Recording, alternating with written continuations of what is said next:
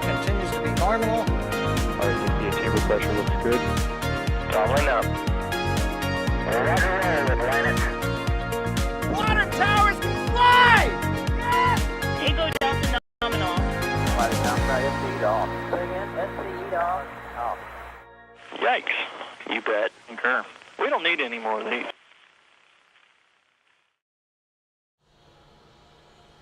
Well, good morning or good evening, wherever you may be, whatever time zone you may be. I don't think time zones really exist with Starbase because there's always something going on. And right now, we're watching Ship 24, so we're doing a live stream, a dedicated commentary live stream. I'm Chris Bergen, I'm obviously the guy who talks about Shuttle, and you see in chat doing dad jokes. We're also joined by Alex. The hell, Alex? You're always online. Well, yeah, it seems these days that I'm always online. And also, did I see Ian also join us as well? I believe I am here. Hello, Chris. Wow. All of a sudden, everybody arrives. That's great news. So, yeah, let's see where we are. We've just watched on Starbase Live Booster 7 rolling back from the launch site back to the production site. And it'll be put in the high bay for inspections of its Raptor 2 engines. It may result in some Raptor 2s being swapped out.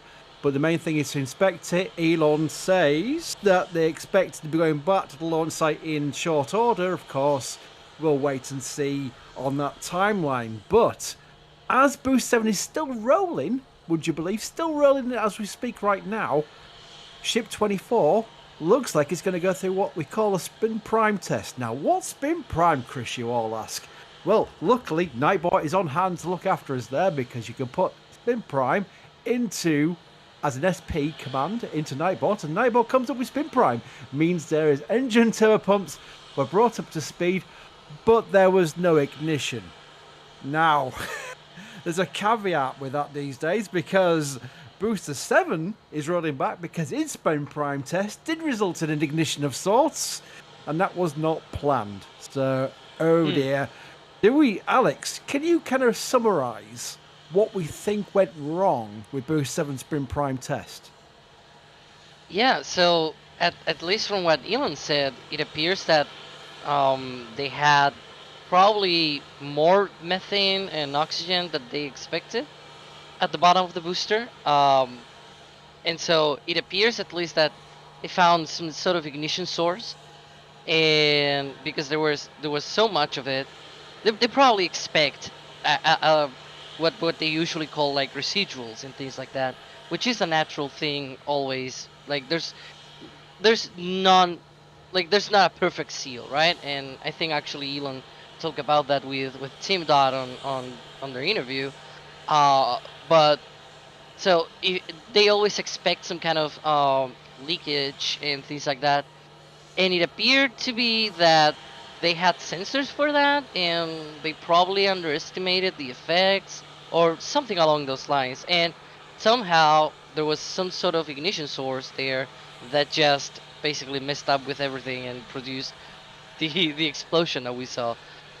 So one of the things that Elon said is that going forward, they're not going to be testing so many engines at the same time for a spin prime test, where ideally you don't have any sort of ignition source. Now, on ships, which is what we expect to see today, or at least hope to see today, the ship only has 6 engines, right? So it's much easier in that sense to control whatever comes out, and probably less, methane and oxygen lingering around. And also they have done that before, right? So they have already experienced doing a 6-engine spin prime test, and well, they have done also 6-engine pre-burners, 6-engine static fire. So all of this is sort of like terrain that is within limits that they have done and we have seen already. Okay, so hopefully nothing. The question like now that. is in chat. Thanks to Abdul, who asks, what's the difference between a spin prime and a pre-burner test? Because we have to distinguish what a nominal situation is with a nominal spin prime, which you've explained, but the nominal pre-burner. That I will put into chat as well, because chat's beating me to it. They know how a Nightbot works now. But pre-burner, let's hypothetically say this, Alex, right? We've got the spin primes out of the way, both on ship and booster. They then move into the pre-burner tests, and that is your almost dress rehearsal for what will be a static fire, correct? It's basically everything apart from the thrust part. Yeah. One of the things, before that test, we should always expect, at least for pre-burner and above meaning, static fire and launch, we should expect at least a notice, because that's when they're expecting some sort of ignition source.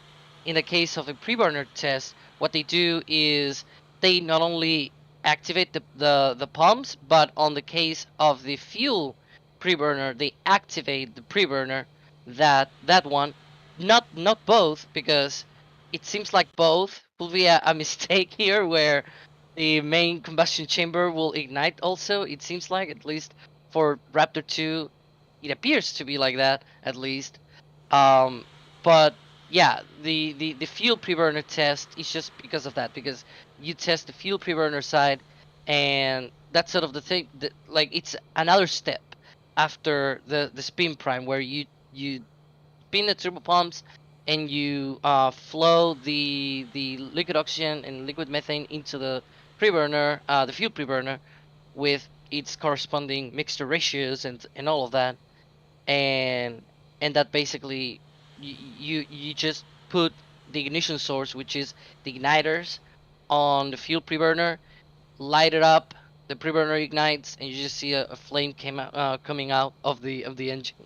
And for 6 engines, it was impressive on ship 20. I remember we're sort of comparing the pre-burner test with Delta 4 Heavy, where the rocket just ignites itself in fire, and it was kind of impressive, not gonna lie. I do wonder if after the spin prime test that we saw, whether we're also gonna see something like that for a pre-burner test, because that's a lot of fire and everything going on here. Oh, and we're hearing in the back channel the recondenser is on. Oh, yeah. That is a great step to show that something engine related is happening. But yeah, the methane recondenser. So what that does, that takes basically the liquid methane that boils off, it recondenses that back into a liquid, so it can be reused instead of having to be wasted. And the sign that is on shows I really don't remember how far away from an ignition, but yeah, so that's a really good sign that there's some kind of methane related testing happening tonight. Yeah, well, no ignition. I'd also add that if you have got questions for us, please at NASASpaceflight in chat, and that will accompany question queue, which we'll be able to read off because it's impossible just reading the chat. Although I did spot at NASASpaceflight when boom. No, we don't want any more of those. Thank you very much. So, yeah, by all means, ask questions, but don't make statements like that with an NASASpaceflight, because I will point it out and put you up against the wall and say, look at this guy here. He's asking when boom. That's not on. So, yeah, by all means, ask questions, and then we'll try and get through as many as we possibly can. A quick shout out to Musical Wolves, who did the first super chat of the stream. Very much appreciate. Let's try and read this one out. B8 scared of B7. B7, 8, B9, B9 missing.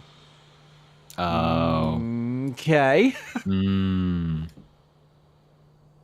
There's some thought being put into that. I must admit, Musical, so I'll give you some credit for that. But yeah, let's just go through this question queue here. I think the first thing I want to just point out with this recondenser on, how far away, we need Adrian, don't we? Adrian and his spreadsheets. How far away from recondenser on to the potential spin prime do we think we could be looking on a timeline here? Are we looking 30 minutes-ish? Because well, obviously we haven't seen any frosting yet, but would it be a fair example to say recondenser on, okay, there's a potential window for a spin prime within 30 minutes? Yes, so one thing that we should be looking out is for that recondenser. Right now it's puffing. You can see it's like coming out with a big puff, and then it shuts a little bit. We've seen that before, and I'm kind of worried that right now that we're probably going to be waiting for a long time. But if when it activated was actually the recondenser activating for real, the Adrian sheet, I remember that one, assumes that it's going to be about 35 minutes to a T0 of sorts. In this case, it will be the spin prime test. So about Nice. 35 minutes. I'm also enjoying the green lights are flashing at the tank farm on the recondenser venting. That's actually quite pretty, I must admit. Maybe I've not had enough sleep. Like you, Alex, we just don't sleep enough. Wow, the lights flashing on the recondenser sprue. Oh, it's lovely. But yeah, it's really... and Josh Wright, I thank you for your support, by the way. You've all been working all day, and I think I speak for all of us when I say thank you for everything you've done. Well, thank you, Josh. I appreciate that because, yeah, there's no schedule. There's no 9 to 5 with this. Never has been, to be fair. I just want to go back to Adrian's spreadsheet because I saw a question come up about the way we look for examples. I think there we go. I'll put it into chat there. Do you still think we have checklists you use from static fire tests and test flights from Starships? If we're talking about following the same procedures as what we've seen before, we have followed a full static fire test campaign with 3 RVACs, the full 6-engine set, and we followed that through to static fire. So we can use that as an example. I'd question whether or not they've tweaked the procedures since, because it's been such a long time ago, and it's very SpaceX-y, especially for Starbase, to keep tweaking what they do. I mean, we've seen already from the results of Booster 7, they're going to tweak the way they do the testing on the boosters. So I would not be shocked if there's some variance between the two timelines, which we've documented extensively.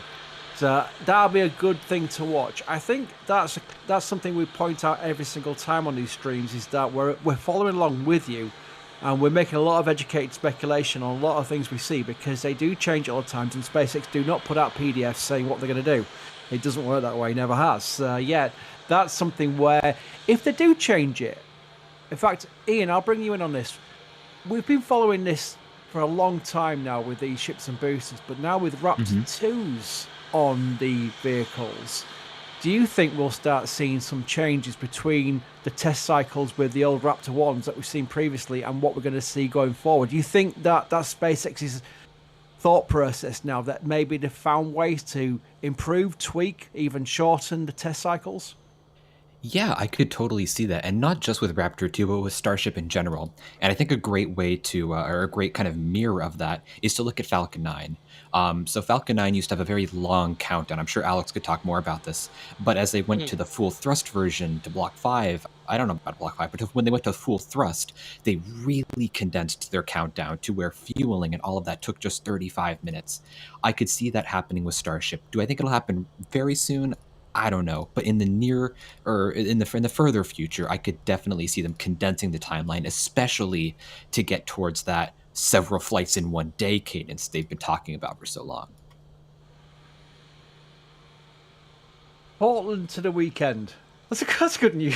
Or Portal to the weekend.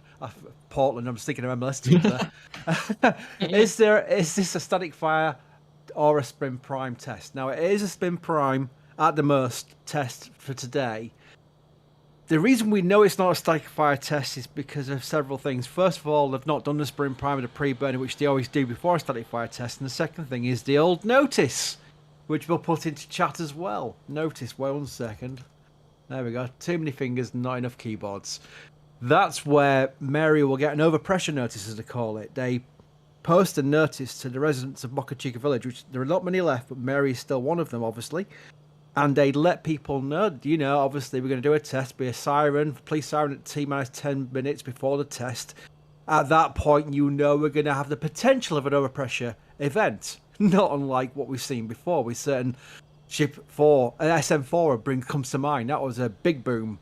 So there's things where they warn the people in the local area, and that gives us the clue that they're going to go for the static fire test the next day. Doesn't mean they will static fire, but it means that's what the plan is. And we've not had a notice for a long, long time now. So going back to Booster 7, that event was surprising to say the least, because we didn't expect anything like that to happen anyway. And obviously when a few people, including Neil himself, bear a bad screenshot, thought it was nominal, it was part of the testing, we all thought, no, that can't be right. Not least because there was no notice, and not because it didn't even look like a proper static fire test either. So spin prime test today or tonight, this morning, wherever you may be. That's what we're expecting. And that's where a lot of... yeah, I mean, how do you describe a spin prime test visually? It's where a lot of venting comes out of the aft of the vehicle through the engines. Can you talk a little bit more about what we'll probably see, Alex?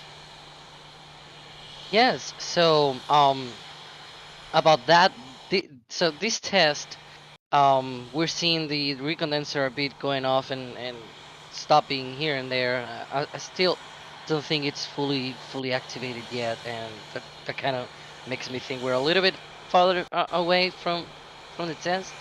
But yeah, once they start that, we are expecting that to be sort of the start of the propellant loading sequence, and we should see the lines getting colder, and obviously ship 24 will get frosty and all of that, and more and with venting and everything. And I'm not sure how it'll go in terms of the venting, the tri-vents that we saw. Remember? Yeah, which is the Yep. engine chill vents and all of that. I'm really curious about how or if any of that has changed with respect to ship 20, which was the previous ship. It also used Raptor 1, different engine, so there's obviously probably a few things that have changed here. So I'm not gonna jump on the gun and say, hey, this is gonna happen, but we know at least that there's gonna be signs of venting and frost, and even sometimes we also saw the lines themselves. You could see condensation right above them, because as the stream of cold liquid oxygen and liquid methane went into the engine, into the ship, you could basically see how the air had condensation as it went into the engine, into the ship. So it was really cool, and it just forms like this eerie sort of a scene of the ship, the base having everything around it. And just to remind us, people looking at the stream right now, those red flashes are not coming from the aft of the Starship. They are just the lights at the tank farm. Yeah, I preempted chat seeing that and thinking that doesn't look good. No, and speaking of which, thank you to Tess Back. It's butchered your name in the actual panel rather than me pronouncing it there. But will there be sparks before spin prime? So no boom this time. No, this is what I'm saying. There's going to be no sign of any sparks or being well, because we don't want to see that. As Alex has just explained, we're going to see a lot of venting coming from the aft, but we won't see any, hope it all being well compared to the Boost 7 situation, anything like that. Andrew Rayner asks, was B7 rolled back? Yes, if you go into Starbase Live, because it's a dedicated stream on right now, you go back into Starbase Live and just scroll back, because you can scroll back up to 12 hours, remember? But if you just scroll back an hour or so, you can start watching a rollback. And I think that may have just be finishing now. Yes, I can see that Boost 7 is now back at the production site and will be entering the high bay, I believe Elon said it would be, to go undergo the inspections on the Raptor 2s and the potential of swap outs. There it is, Boost 7. Actually just passing the high bay slightly there. Will it keep going? Remember, it probably has to get a little bit further along and then we'll reverse back in. So that's yet to be seen how long it'll be in the high bay though. That's the trick now. We're going to watch the high bay and look for any signs of a potential road closure where it'll roll back to the launch site. That'll be something else, and we'll get lucky because we get to see Mechazilla in action again. We'll get to see the chopsticks raise Boost 7 again and put it onto the orbital launch mount. This time, hopefully for a successful spin prime pre-burner and then a static fire test campaign. Now, the static fire test campaign may involve several static fires. We don't expect them to fire up 33 engines at once straight away. No, that's not going to happen. They'll fire up a subset of engines first, and then they'll move along towards the goal of firing up 33 engines. But as we've been discussing in previous live streams, we expect a full stack by then because they'll want the mass of Starship on top for that event. Dikash Vikas asks, hello again. These late night streams mean a lot of coffee tomorrow. Pronounced yes, I see where you're going there. Dcash Videos, thank you. You're helping me out there with the name. Rough Riders Show, a regular. For sure reminds me of these good old late night testings. Cheers all. Yeah, it's funny actually because we've gone through a while where we've been not having many test events, and we've all been missing them because back in the early days of our channel, which was started because Mary started posting videos, and we thought, well, we'll put them on YouTube. Long story short there, but we then moved into having this amazing coverage thanks to so many people, Daz, Michael, Nick, Mary, all these people look after these robots and these amazing views. I mean, the rollback of Boost 7 was absolutely stunning. I thought that was more stunning than any rollback I've seen, and that was at night as well. So we've got all this coverage now, and we had no tests. So now we've got tests. I don't particularly mind these late nights. I don't want to speak on everyone's behalf because I'm sure some people would like a little bit more sleep. But apart from that, it's very much appreciated when people appreciate what we do. And speaking of appreciation, Ryan, thank you very much. And Ronald, I appreciate your support as well. And at that point, you lucky people, guess who's just joined the chat? It's Jack. So hello, Jack. Chris, if the choice is between sleep and rocket things happening, I choose rocket things. Forget sleep. I can sleep when I'm dead. Same. Yes, sir. It's like, yeah. Well, at that point, I mean, I've been outranked. Jack, I mean, with Jack's on the stream, I might as well, I need to leave now. No, actually, I need to actually go to work because I have a day job, would you believe? I'd like to spend it all day just talking rockets with you all, but unfortunately, I've got to go and talk about things like sports in my day job. So at that point, I will hand over the helm of this commentary live stream to the man, the talent known as Jack. Jack, take it over. Thank you. Goodbye, everyone. Thanks. I was going to ask you which shuttle's the best shuttle. Atlantis, thank you. Sorry. All right, thanks. Bye. Bye. Have a good day at work. All right, well, Ian, Alex, Michael in the background. Jack. We're doing some ship testing again, finally, for the first time in forever. Does anyone remember what the last ship static fires we had were? That was on ship 20, I think a 6-engine static fire. And that was before it got bumped from the orbital flight. That sounds right. And they did a full 6-engine, so all right. Do we think they're gonna go with a 6-engine spin prime today, or do you think they'll do like a subset or any? What are the thoughts there? I mean, might as well go for all 6, but yeah, that's a good question. I actually don't know, and I don't know if we're even gonna find out. Actually, no, we probably should because we have camera views under the pad right now. More cameras. I've missed this sort of view of ship testing. I mean, the recondenser on and looking at the launch site from this sort of angle, and it's almost like we got the Blade Runner vibes or the, I don't even know, Close Encounters vibes, whatever it is. There we go. That's also awesome. Ooh, nice. Gotta love it. Hopefully this provides us with a nice look at what's going on with the plumes underneath the ship there. So, just in case Chris hadn't mentioned it recently, if you guys have any questions, ask your questions at NASASpaceflight, and we'll see that pop up. What that means is type the @ and then NASASpaceflight, all one word, like, and then I'll see what you can say. There we go. Cool. So, I heard you guys start off the stream. You were talking a little bit about what we think happened with the booster anomaly the other day, but we're not worried today, right? We're just expecting a nominal test. Yeah, hopefully a nominal test. I mean, it seems like a lot of things went wrong to get Booster 7 to do what it did. Some of which involve it being a booster and not a ship. Some of it involved being on the orbital pad. So given that SpaceX has decided to move forward with ship spin prime testing tonight, I think they pretty much agree that there's little to no risk of a repeat happening here. Yep, I would concur with that sentiment. Let's see here.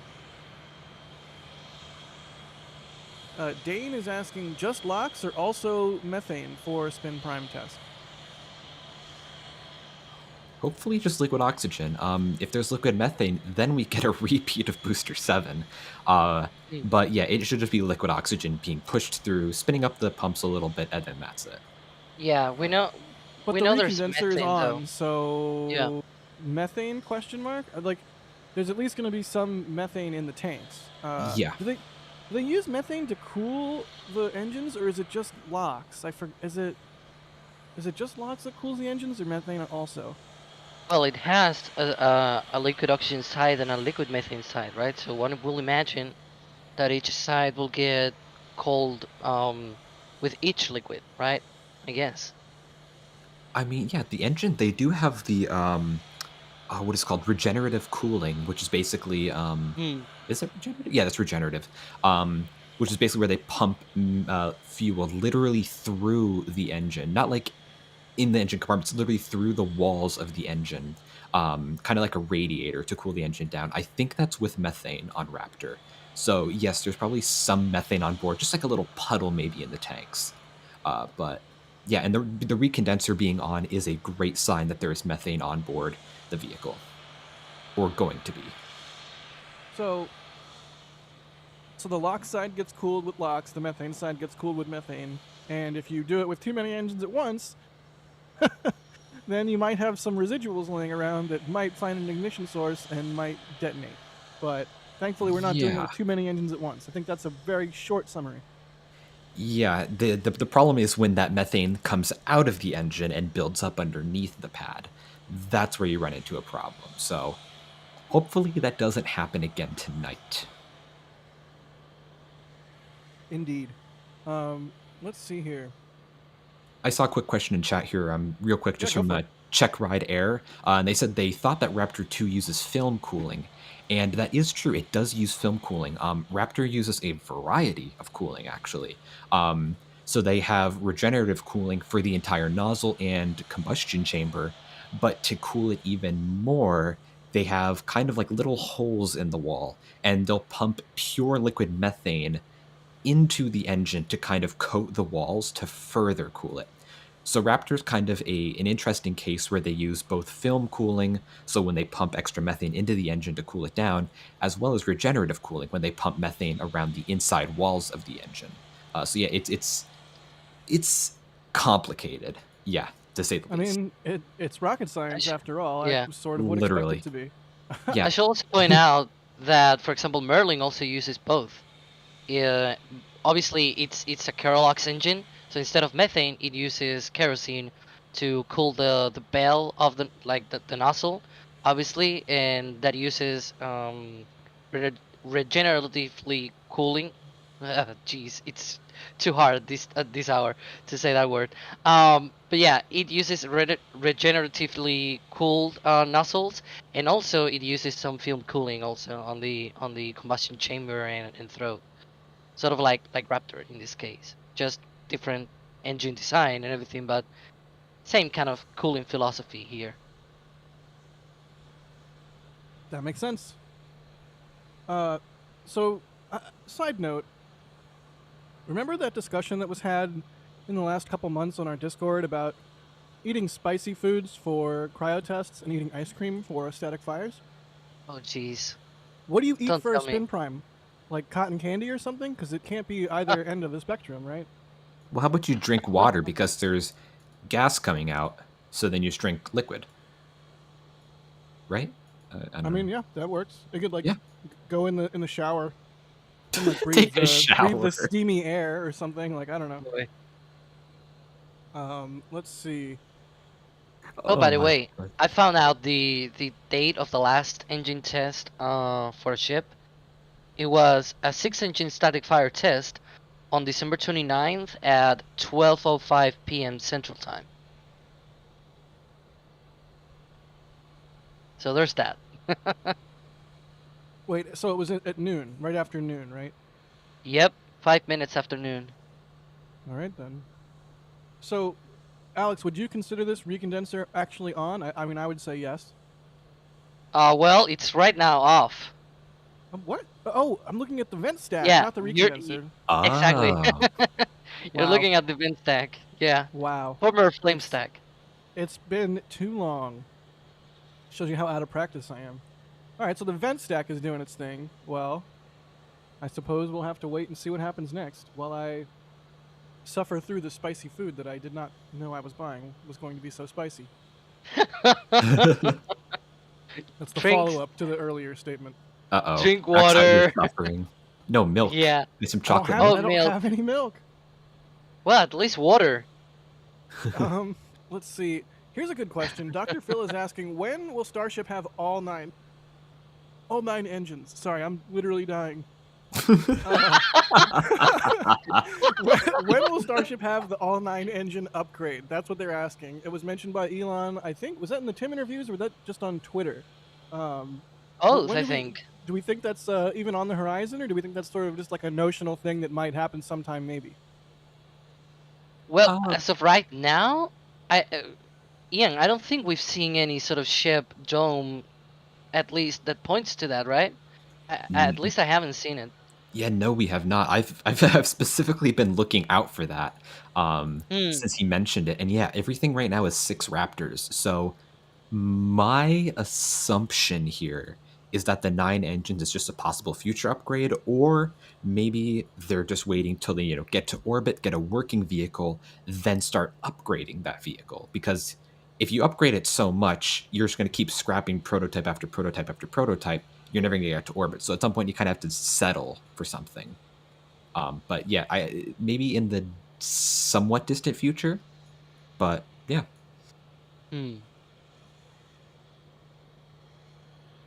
I really like this question because I like to think about what the future of this system will look like.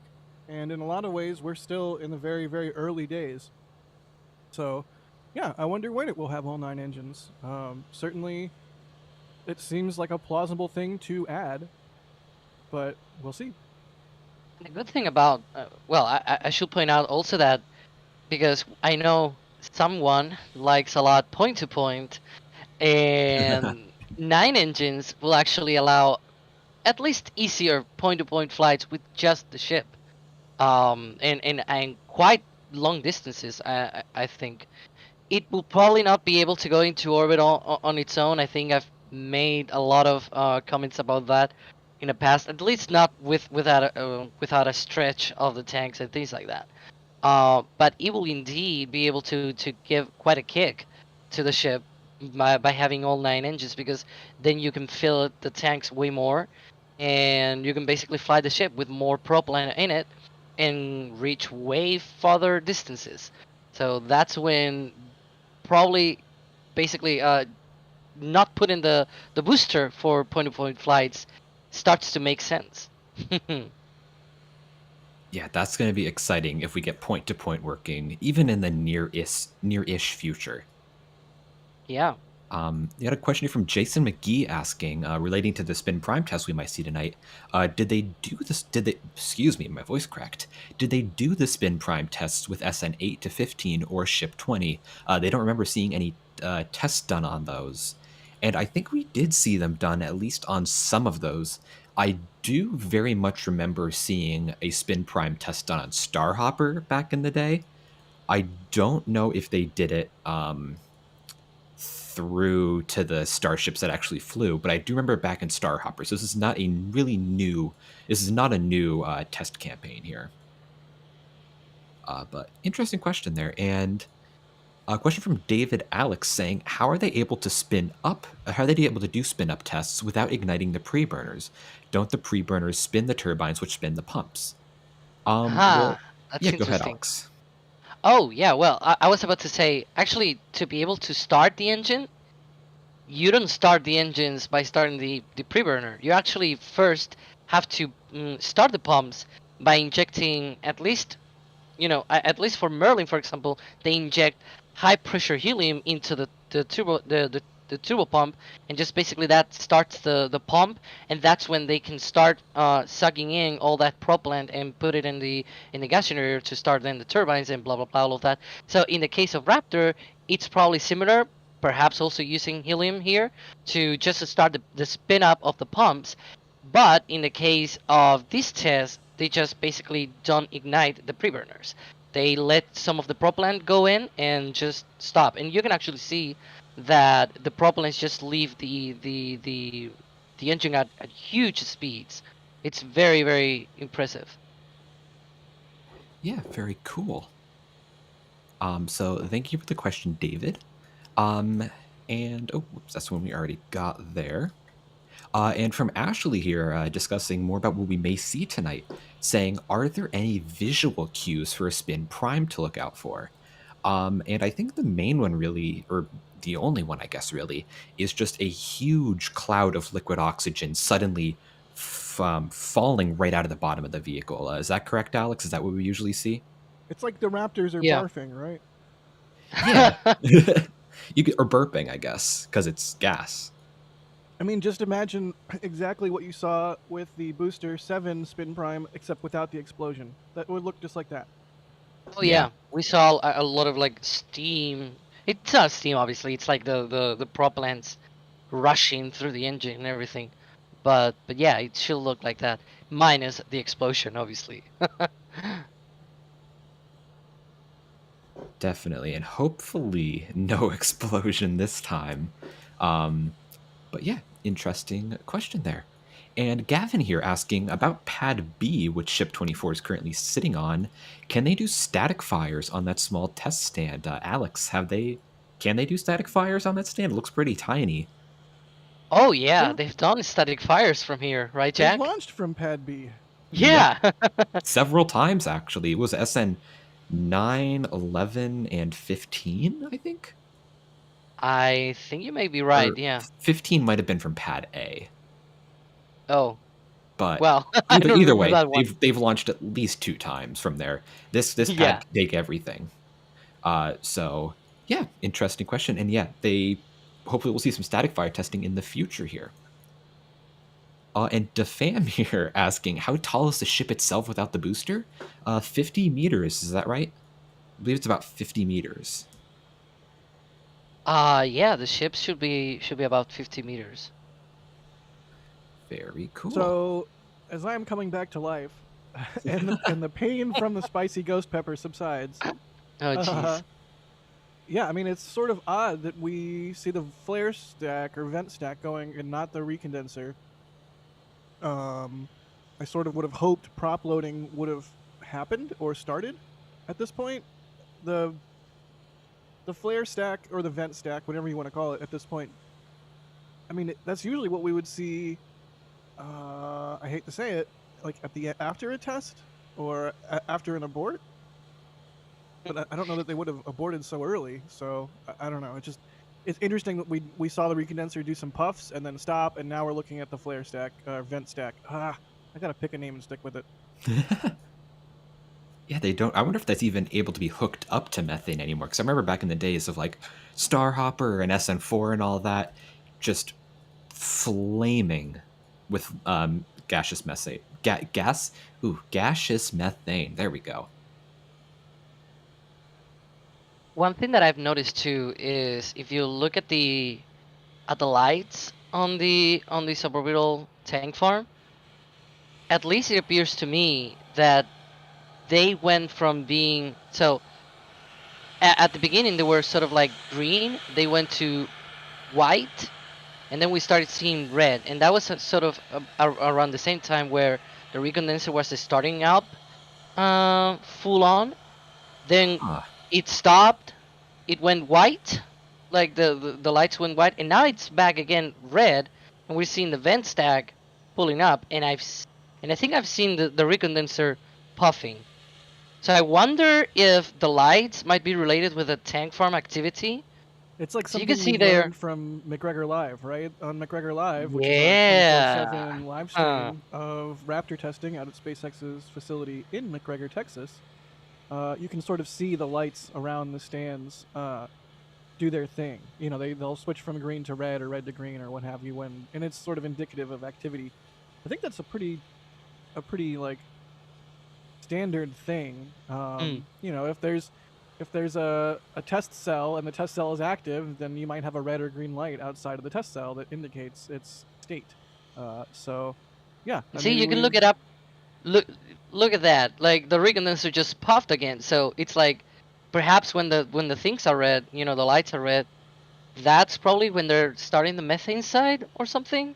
I'm just widely guessing here, but I wonder how's the relationship between the lights being one color or the other. You know, we obviously have a lot of a lot of experience, as you mentioned. Like you read my mind. I was actually about to talk about McGregor, and we see those indicators. I believe there is just red and green, right? I think here they have red, green, and white. I think I saw too, which I don't know what white means, but might be also my eyes. Like I'm tired a little bit right now, so that could also be the case. Yeah, Yeah, we've it's been a seen. busy day. I mean, Oh, no fault for you being bet. tired. Oh yeah, you bet. Concur. So yeah, we're seeing that recondenser like, hey, I'm venting, and then it stops, and then hey, I'm venting, and then and it stops again. But that's a positive sign because we're actually not seeing it venting at all. So hey, let's hope for more activity. Indeed. Let's see. It's nice to not feel only pain.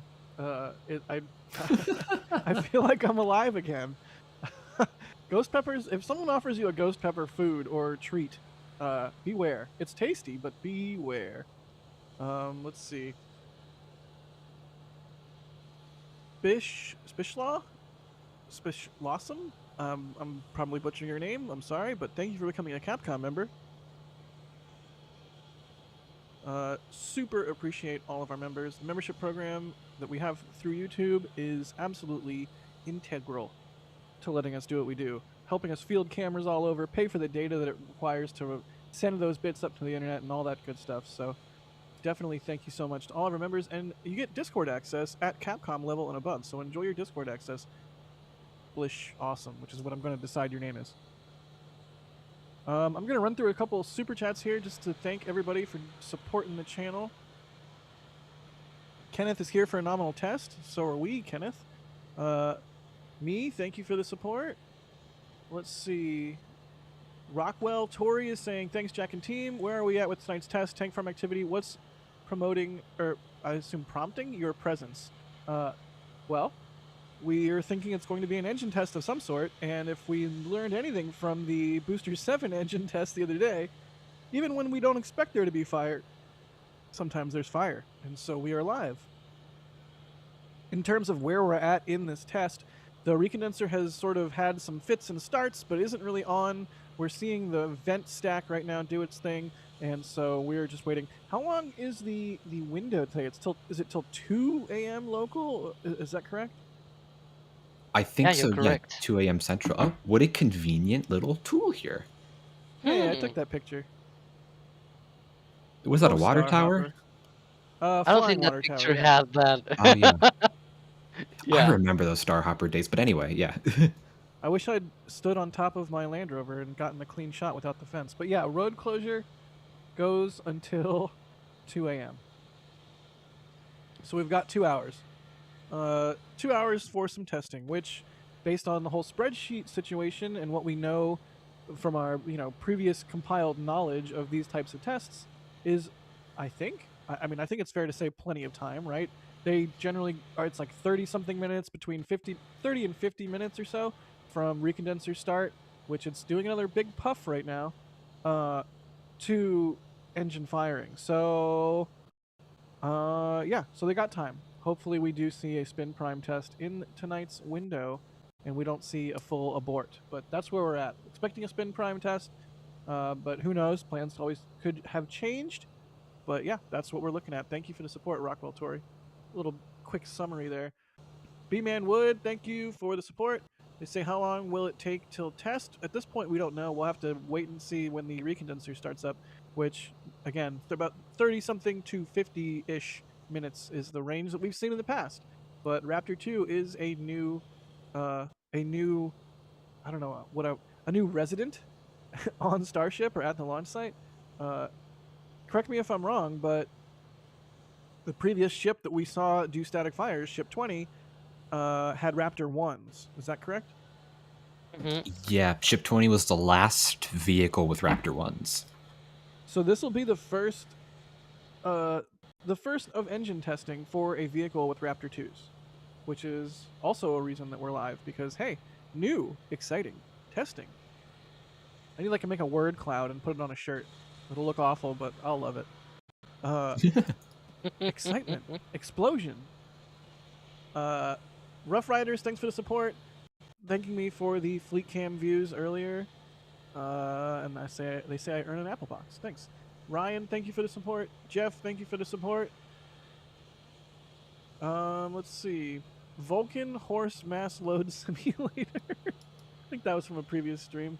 Thank you, Jeff. Olav, thank you for the support. Just for fun, it's pronounced Olaf.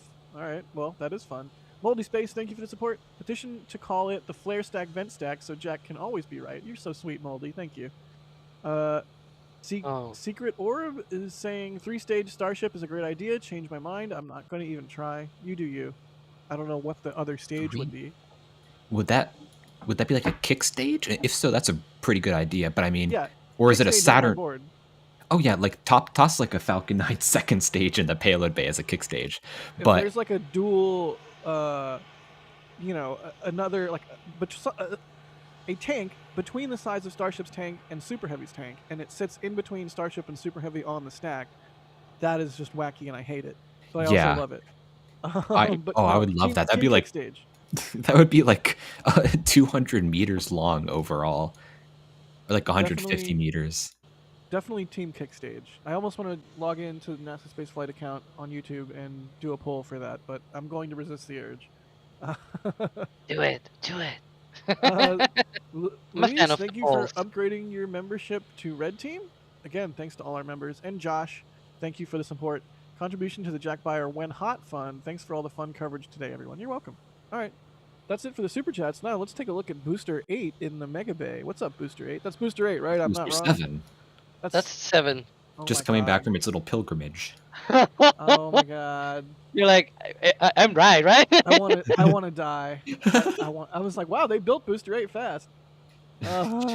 Jack's You're already half torturing. hour. You're already. Duh. Yeah, you're already torturing yourself with that hot spicy food. So, yeah, I blame the spicy food for frying my brain. Thank you. You're making me hungry, Jack. It is 1 a.m. here, and I cannot go get food right now. Well, get some. Well, I'm sorry. You make like a peanut butter and jelly or something, and be thankful it doesn't have ghost peppers on it. I put ghost peppers. In my case, it's 7 a.m. and the only thing I can get is breakfast. Alex. Yeah, it's daylight already. To be less stupid, Booster 7 is back in the Mega Bay. It rolled back to the production site today after being lifted off the orbital launch mount by the chopsticks and placed on the transport stand, which is the first time they've done a booster removal from the orbital launch mount with the chopsticks. So a day of firsts. Hopefully we see a spin prime with ship 24 and we get our first Raptor 2 engine test completed, and we'll have a big day of firsts. A couple different ones, in fact. Offshore Media, this is a really good question. Offshore Media is asking, is there a vacuum version of Raptor 2, or are they sticking with the original vacuum design of the Raptors? As far as I understand it, which could be wrong, RVAC is still based on Raptor 1 or 1.5, but it's not based on Raptor 2. Is that correct? I feel like that's right. I could be completely wrong, but that's my current understanding. I forget where I even heard that, so I could be wrong or misremembering or what have you. But yeah, really good question. Yeah, I believe it is based on Raptor 1 still. Not certain. We know that they have changed kind of how they looked, developed based on our flyover pictures of McGregor. Subscribe to NASASpaceflight L2 for McGregor flyover pics. But yeah, they have changed a little bit. I don't know if it's Raptor 2 though.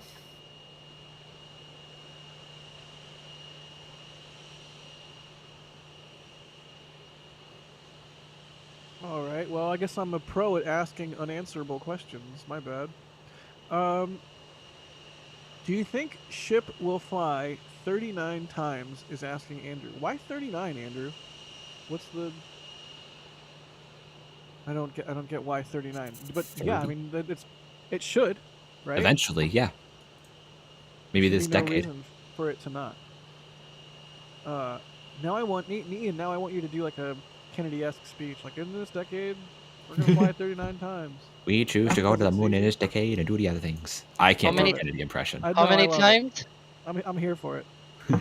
How many times, Jack? 39. I'm not gonna do it. I'm just gonna say 39. I'm gonna deny you the joy. Subvert expectations. Let's see. Sam, thank you for this. Oh, no, Sam just asked a question. They say, what will probably be the next step for SpaceX if this test becomes successful?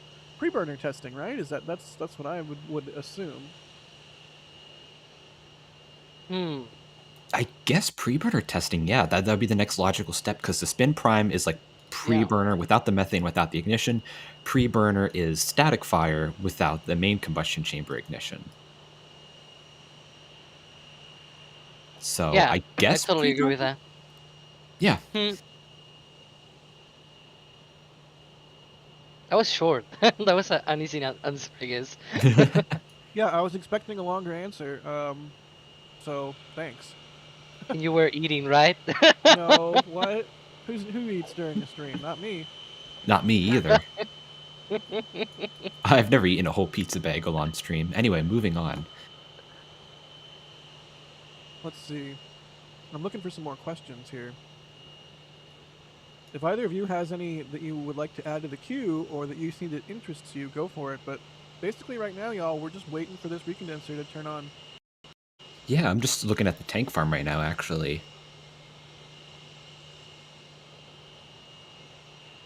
But yeah, it looks like they've had a pause, a hold, something along those lines. By no means it's over. I think the road is still closed, so that's a good sign that they're not giving up. But yeah. Still, there's like 2 hours, and I think the countdown sequence is about 35 minutes. So still, even, you know, let's suppose for a moment they have to go out there and check out something, or, you know, there's still 2 hours, right? So they can still go out there, take even an hour, a whole hour, you know, and come back and start the recondenser and everything, and do the test within the window. Now the problem is detanking, right? That will probably happen outside of the window. So yeah, when you take into account detanking, yeesh, that's that's a little bit more on the edge. But we've seen sometimes they just didn't care at all, to be honest, and they've gone past the road closure time for detanking. So yeah, we'll see what happens. Travis Cecil saying in chat, spin prime is just a pre-burner test. Change their mind. I can't because you're right. Yeah, no, that's correct. Yeah. I'm not going to argue that at all. I have an interesting one here from Endeavor in chat saying, based on Elon's recent tweets, do we think we might get a Raptor 2.5 or something similar in the future? Also, did we just see the recondenser puff? It's sort of right there next to the light, right? Am I looking at the right place?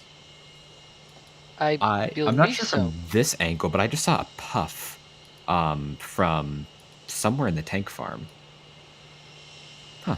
Anyway, but yeah, so they said based on Elon's recent tweets, do we think we might get a Raptor 2.5 in the future? What do you guys think? Any ideas? Raptor upgrades? I mean, they're definitely going to keep iterating Raptor, right? Yeah. Whatever they end up calling it, who knows? But it seems like full flow stage combustion, methane engine, they're going to keep iterating it and iterating it and iterating it. And like on Falcon 9, they have Merlin, what is it, 1D now? Yeah. Yep. I mean, in Delta. So A, B, C, D, that's four revisions. It wouldn't surprise me if we get to 4 or more revisions of Raptor. And even Merlin 1D was upgraded. I believe the current version is something like Merlin 1D plus Block 5 or something like that. It's like Merlin 1D was upgraded over the years also, until you know it got to the Block 5 version. They should have just called it Merlin 1E. Please, come on. Yeah, I think, you know, if you saw probably the interviews with Tim, I believe Tim also recently released one summary video of what he talked with Elon and what we expect for the future. And one of the things actually was that we obviously expect the engine to run a higher chamber pressure, potentially all the way to 330 bar, perhaps. So that will allow them to run the engine at 250 tons of thrust, which will be very, very impressive. Like if you compare that to, for example, Blue Origin's B4 engine, that's, I think, 240 tons of thrust. So we're talking about an engine that is about half the size, more or less. It's probably more closer to 1.5 less the size of B4, but still more thrust. Obviously, it still has a little bit of time to get there and prove that it can actually do that, right? But it seems like it has that potential. And we also saw today, Elon was a little bit talky on Twitter, and he was talking about electric TVC, thrust vectoring control. So instead of using hydraulics, actually what he talked with Tim was that they use electric motors just to basically drive hydraulics, and the hydraulics move the engines. And so he was like, it will be way simpler, and it will drop a lot in terms of mass on the engines and the booster, especially on the booster because there's so many engines, right? Um, it will basically simplify everything if instead of having the middleman, which is the hydraulics, instead of that, you use the electrics, the electronics, to just basically power the TVC system directly using electricity. So that was sort of kind of neat that he said that on the video, but it also it seems that they are using right now that on production Raptor, as he tweeted out today. So and we've seen on McGregor Live, on the tripod stand, they've been testing the TVC. So check that out. We have videos and on the social media and everything by Adam. I think he tweeted that out. It's really, really cool. Yeah, there was like a Raptor on the tripod stand, which was super cool in and of itself, and it was doing a whole wiggle routine. That was a cool tweet. It's a pretty recent change too, right? Because in what was it, episode 3, the Raptor episode of Tim's Elon interview, that Elon specifically mentions, like, oh, these ones have hydraulics, they're hydraulically actuated. Soon we're gonna switch to electric, and so now they've already switched to electric, which is that's super neat. Yeah. I'll be honest, when you said episode 3, I was thinking Star Wars. I was like, why are you referencing Star Wars episode 3? That's a lame joke. I like Star Wars, the original 3 movies. Beyond that, I don't know. Maybe people will get mad at me. Beyond that, I'm sorry, I don't care. There, I said it. That's my unpopular opinion. It could be worse. I watched most of the original, like the first and second trilogy, and I didn't like them. I just watched them because they were on TV many, many times. So yeah. Let's see. Oh, where did that question go? It just disappeared.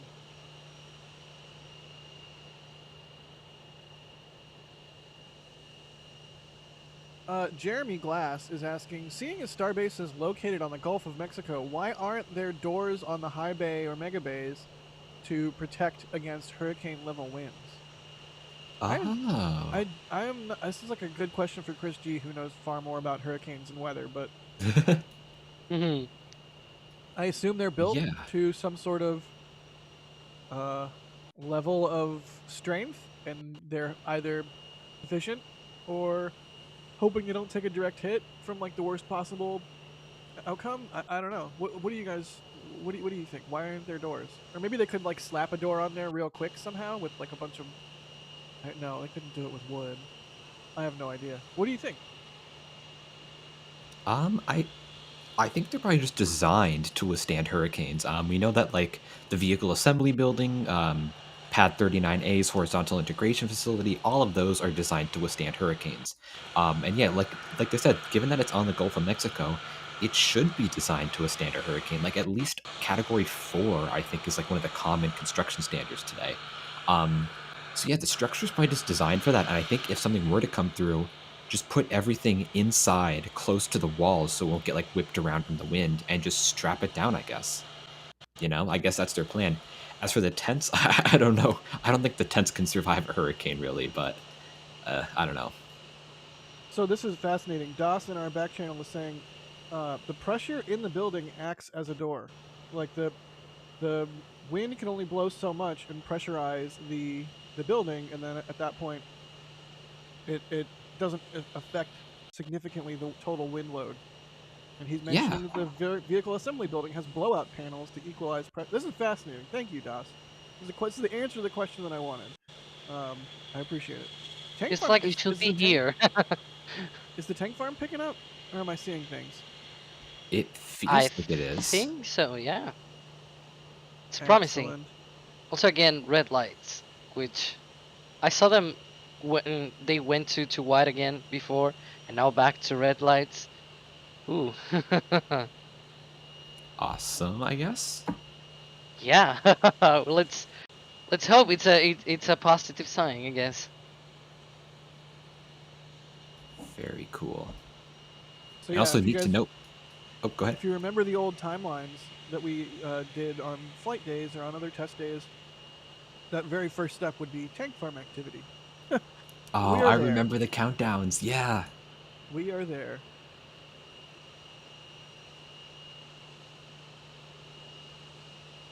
What were you going to say, Ian?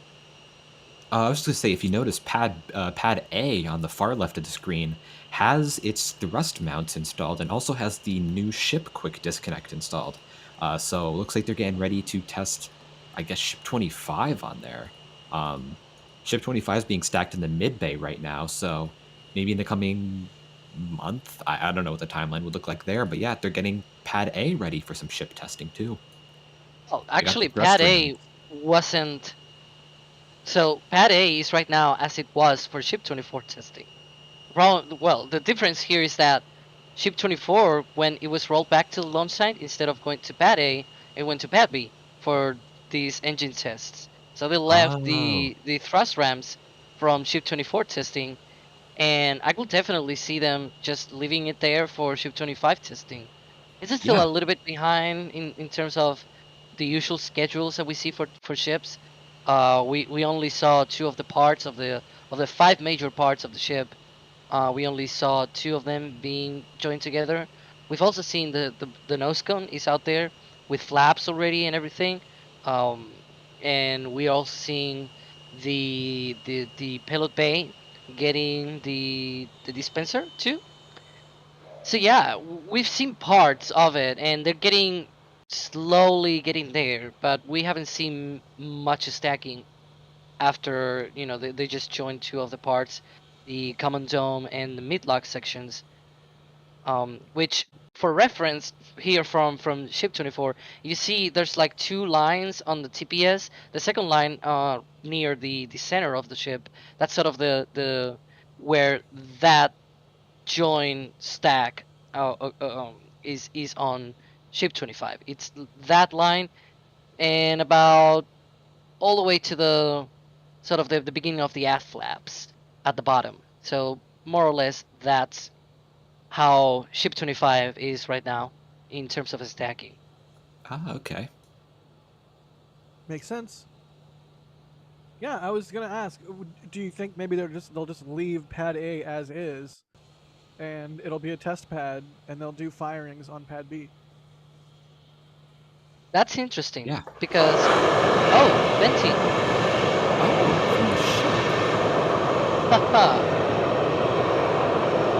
Well, that's promising, I guess. Unless, yeah.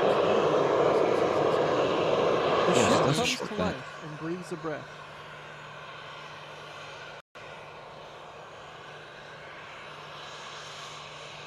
Oh my god, why did I take another bite? Why? Yeah, so as I was saying before, I shouted, "Hey, venting!" One thing that people were discussing before all the Ship 24 back and forth between the launch side and the production side was whether, Oh, you could hear some venting. yeah, I believe we were not hearing that before, right? We were not. It might be some delayed sound. I remember that happened after Booster 7, the anomaly. Hmm. Yeah, so there were a few debates. There were a few debates here and there about it, and basically there were heated discussions, and I was in the wrong side of of how it turned out things, and I was just saying that, but the thrust rams can be sort of easily removed, right? And so you don't need for static fire testing to just have a dedicated pad for one, and for cryo testing a dedicated pad for that too. And it actually made sense to me that you wouldn't need it because you just remove the thrust rams, install the engines right away, do all the static firing and everything, and you don't need to use the cranes and all of that to move from one pad to another. But in the case of Ship 24, in hindsight, it did make sense because if you think about it, they had to move it back to the high bay instead of just installing the engines right away on the suborbital pad.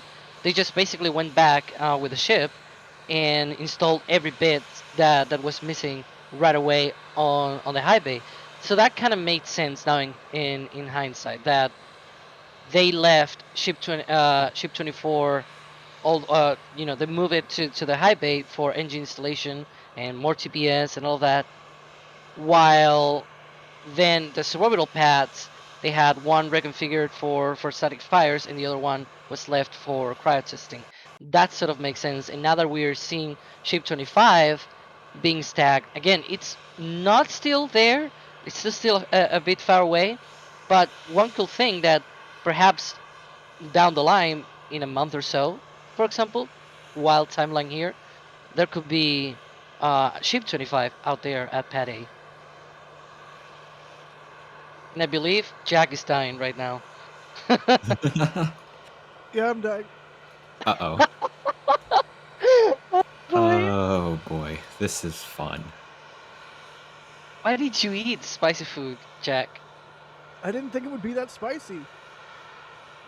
Okay, we need to get you some milk for this. Is there delivery, like under an hour delivery of sorts? Well, let's talk about Milk. ship. Let's focus on ship. Okay. I'll just die in the background. I'll bring a question here actually that I flagged and put it on our pretty software that Michael did, and it's from Cristiano Ferreira, and they say, has there been any RCS thrusters mounted on Starship? And that's a good question because, Ian, you remember we saw, at least for the booster, we saw the vents coming out, from everywhere. Mm-hmm. And we know from Elon, he said that those vents will actually be thrusters. But what do you think it's going to be for Ship 24? I believe there's something similar, right? Yeah, I think on Ship 24, it at least has, you can kind of see it actually in a left camera shot. Near the center raceway, if you look on the left and right side, you can see the cowbell style vents.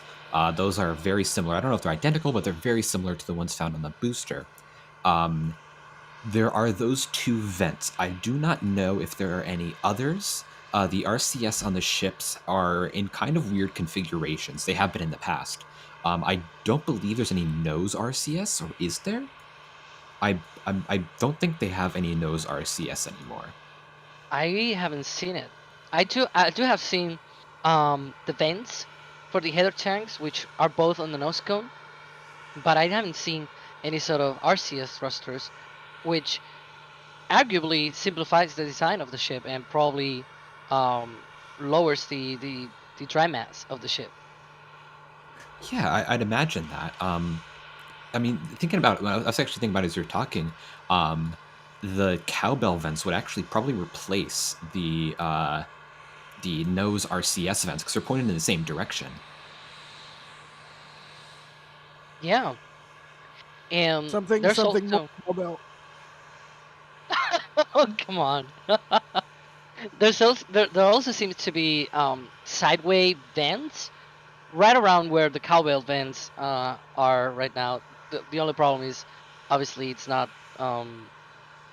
it's not visible right now in this view. But if you were to go out there and don't do that now, by the way, if you were to go there right now and zoom in here, you will see more vents a little bit higher up from the cowbell vents, and some of them go sideways, which is interesting because then we go into considerations of rolling the ship, or doing yaw control with the ship while the engines are not turned on and everything, which is really really cool. Gotcha. And I'm looking at the tank farm too. It looks like the lights are still flashing red, which means something. Maybe it means they're in a hold. Maybe it means, I don't know, good. I don't know we don't know what the red light means. But yeah, it looks like the tank farm is kind of calmed down a bit. Again, that's not really an indication that it's over or anything like that, but just something to observe.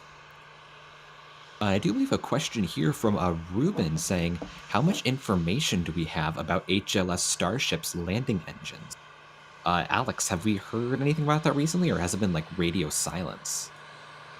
It has indeed been a little bit of a radio silence here. Oh, by the way, there's some venting. I just saw a venting from the left tank all the way to the left here. It was a little bit hilarious. It was like venting all the way down. But yeah, it's been very radio silence here, where we kind of want to know more about HLS, but it doesn't seem to be something that both Elon or NASA, like sometimes when journalists ask NASA, they're like, ask SpaceX, and then you ask SpaceX and it's like not available for comment, right?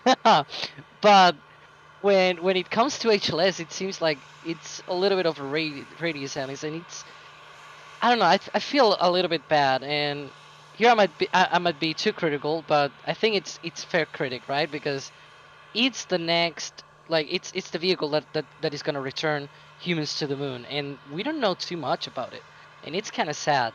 I'm sure we're gonna see much more information down the line, but it's just still a little bit disappointing.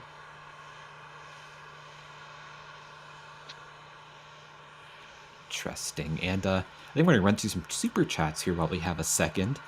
From Mark Hamill, I guess the one and only, saying, is the ship still planned to flip and land or flip and catch?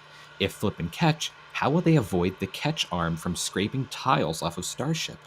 And sorry for the repeat, they meant to ask this as a super chat, but interesting question. And thank you for the support, Mark. But yeah, that's a good question. We don't really have much information on the ship being caught, but because that's more of a far off goal, I think. It seems like their more near-term goal is to catch the booster, and then if that goes well, to catch the ship. I think it would just come down to precision, honestly.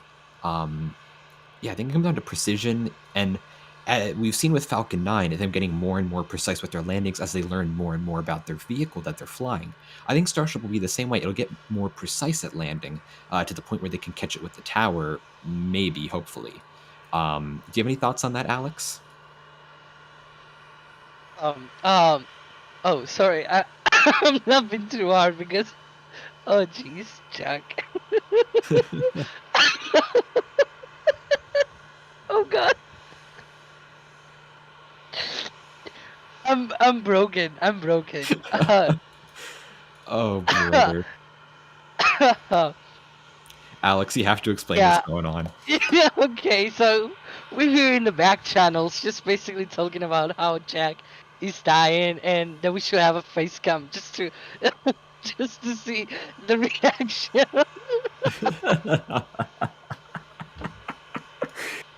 It's not fair. I'm really hungry and I can't eat the food that I bought. This is not okay. I feel so bad because someone actually, donated money to ask a question, and we're here out loud like laughing. Jeez, I feel so bad, but this is part of the human life, right? Of just covering here at Starbase, Oh, we have a very and important poll in chat, everyone. jeez, a poll. Oh Oh, God. No one There wants to you see my go. stupid face. People want to see Starship. What do you? No, why? what has Uh, this stream? I love these streams. You never know what's gonna happen. So to answer the question in the very generous super chat, thank you for helping us do what we do. Ignore the poll in chat. How will they avoid scraping tiles off the Starship? I mean, it's an unsatisfying answer, but I think the easiest answer is very carefully. Yeah, I think so. Yeah, just being Yeah. close, understanding precision of your vehicle. That's my thought. But yeah, thank you, Mark. We appreciate that support, and that was a fun answer. Carl, thank you for becoming a PadRat member. We appreciate that. Our members are a great source of support for us. That funds views like this, so we could afford all these cameras and everything to bring you these streams where we discuss Jack passing away from his food. But yeah, thank you, Carl. We appreciate that. And secret ion orb saying, oh, I think in regards to the 3-stage Starship, saying that stages 2 and 3 both launch as second stages. So I guess sequential 3-stage. But yeah, Oh yeah. interesting comment. We appreciate the support. And Ribeye, maybe Ribby, but $10 super chat. We appreciate that. Thank you very much. No message, but we still appreciate it. Oh yeah. And Rockwell here, $10 super chat saying, here's a question. Is Booster 7 a lemon?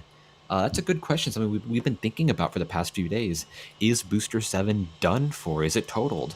And that's something we're gonna have to find out in the coming days, coming weeks. Listen to what SpaceX finds, because that's why they just took Booster 7 back to the Mega Bay, is to do some investigation, see what's wrong, see if they can repair it. It seems like they're confident they can get repairs done on it. They're just taking it back to the Mega Bay to do some more inspections. I would assume if they were not confident at all, like if they thought it was totaled, they would just scrap it at the pad or take it to the scrapyard. That's my 2 cents there. Any thoughts, Alex? Yeah, I mean, I they guess. I guess I'm not Alex. Go ahead, Alex. No, do go. Go ahead, Jack. I didn't know you were back. I'm Yeah. alive again. I'm a real boy. Do go. I think they would just do what they did with B3, right? Just like set it off to the side and scrap it later when they have time and actually care. They would just move it off to the side at the launch site and let it sit there and not worry about it and not waste time on it. So Very true. Or cut it in half on pad A and just leave the other half. Ugh.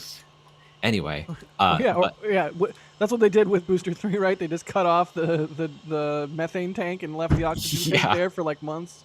Yep. But thank you, Rockwell. We appreciate that. And Ron here saying they have a totally unpopular opinion, but they think it'll be Raptor 3, or whatever they decide to call it, that will actually be the first to make orbit. That's an interesting comment. I would disagree with that because there's been no signs of a Raptor 3. We don't know any information on a Raptor 3, really, besides little hints Elon's dropped, but we don't even know if there is a Raptor 3 in testing right now. It could just be on the drawing board. It could just be making a few parts in the factory, but that's an interesting opinion, I guess, Ron, and we appreciate the support. Hey, it's totally fair, right? I guess, with all these hiccups that they have had, one could think, well, Raptor 2 might not be up to spec for our orbital launch. We kind of sort of guessed that perhaps Raptor 1 wasn't suitable for that too. So one could be like, well, maybe they upgrade the engine and they'll wait until I have Raptor 3 of sorts or whatever. But I think maybe any sort of upgrade to the engine might wait a little bit more than the Raptor 1 to Raptor 2 upgrade that we saw for boosters, which was rather early in the process. So yeah, Okay. it's a fair assumption, but I will also argue that perhaps not that much. But yeah. Yeah, I agree with that. But thank you for the super chat. We appreciate that. And Jaden Duncan in chat says they think they figured out the reason for the Booster 7 ignition. It ate too many ghost peppers. I can identify with that. And we got some venting from the ship. Well, that's promising. Yeah.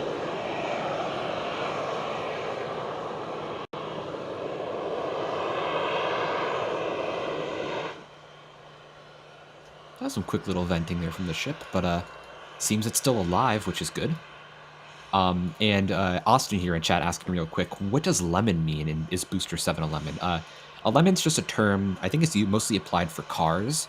So if you buy a car that's like really bad quality, it dies on you immediately, that's a lemon. So a lemon is just something that like dies as soon as you own it. So that's what they're referencing with Booster 7. And a mess here saying, once the Starship fleet starts growing, where are they going to store all these ships and boosters? That's a good question, and I think SpaceX is starting to ask the same question too. Well, Ian, my good chum. What is it, Alex, my good buddy? I'm not Alex. Or Jack, sorry. I'm the one that ate too much ghost pepper chicken, remember?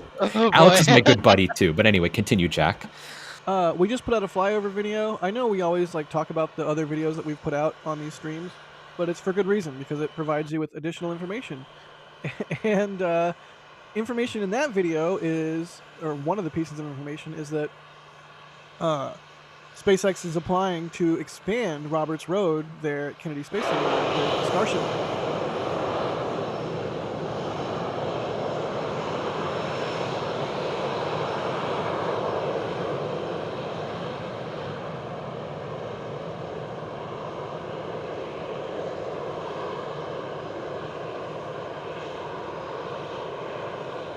Just letting ship do its thing.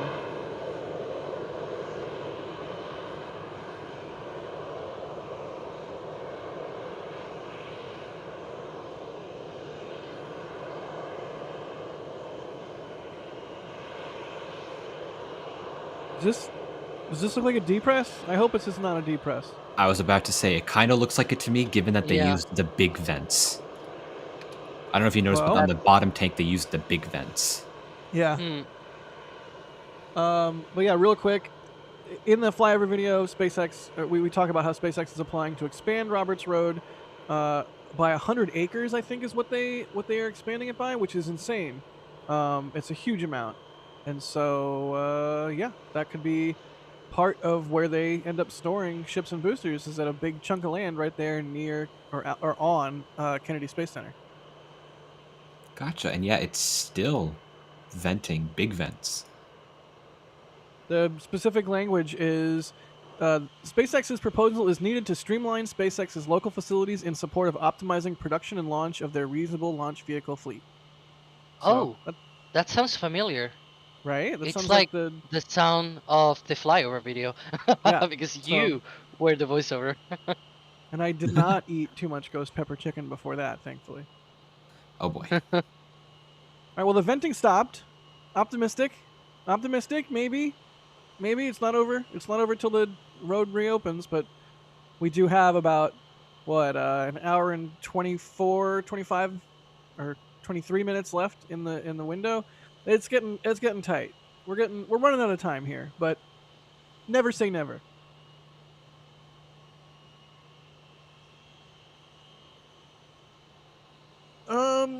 Let's see.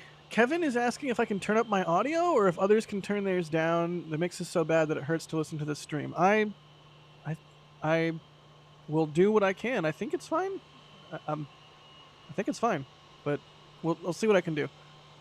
Let's see.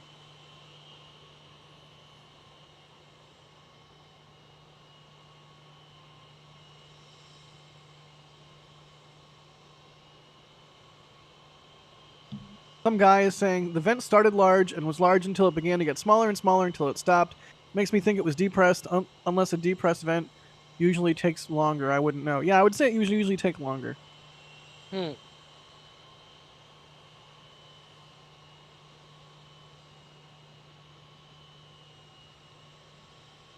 Okay, I tweaked my gain a little bit.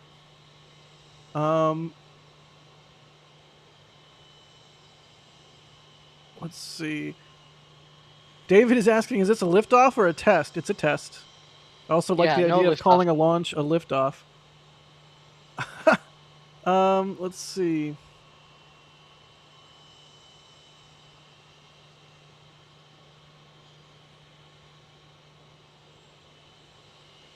I'm just looking for some more questions.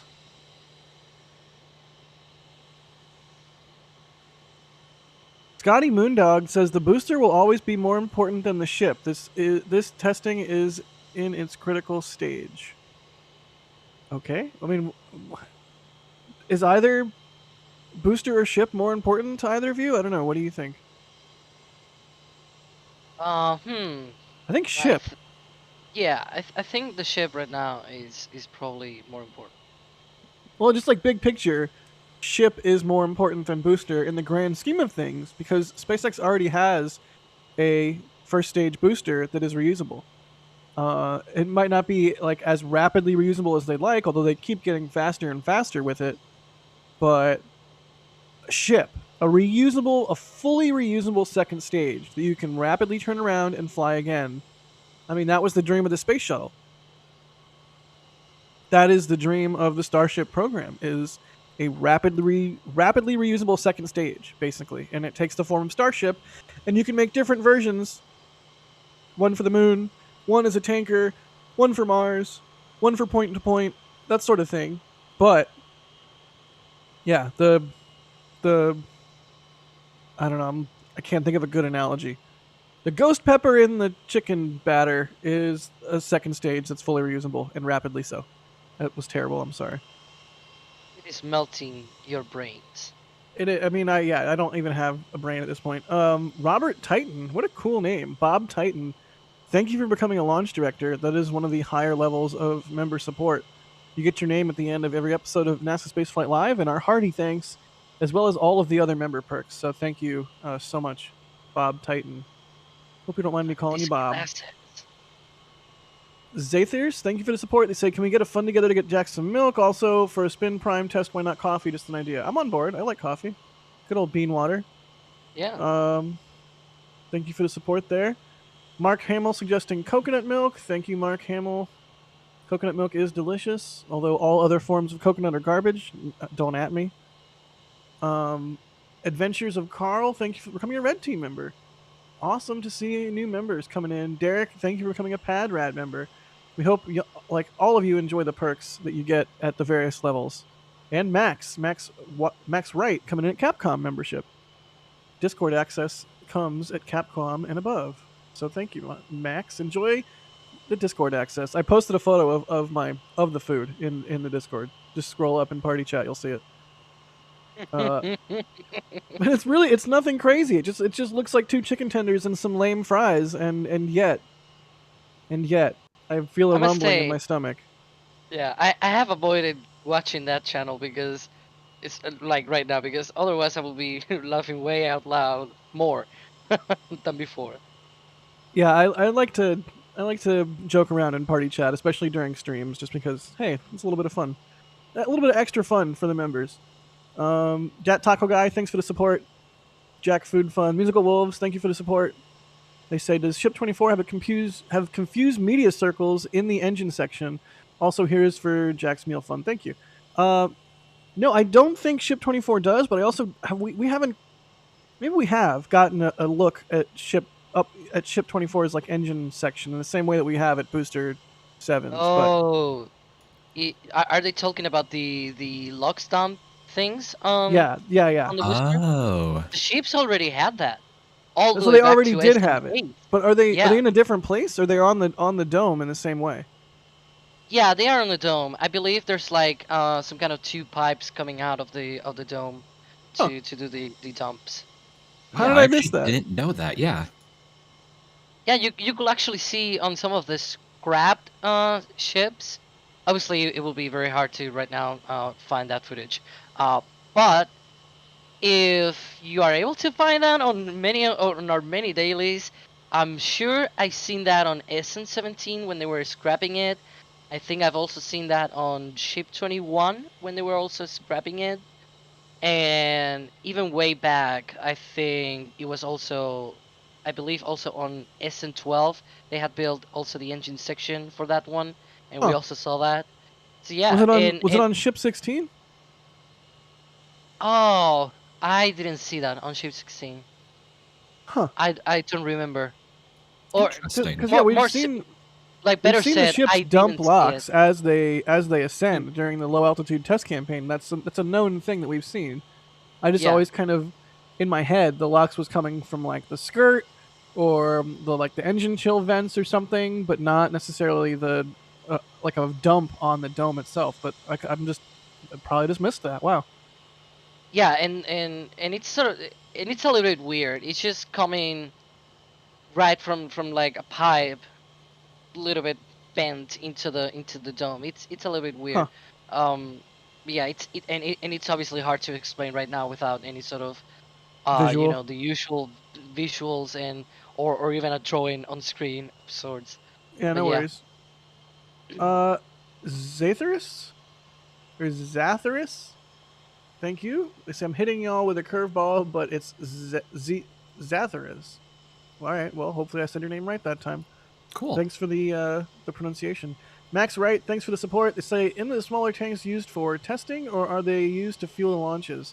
The smaller tanks you're seeing here are used to, well, they were used to fuel Starship launches, but they are not used at the orbital tank farm. That has its own set of tanks. If you're talking about the test tanks, the 2 test tanks that are at the launch site right now that look like little, like, shrunk down, stubby versions of a booster, those are test tanks that are being used to test construction methods and designs that are new. But we don't see any of those in this frame right now.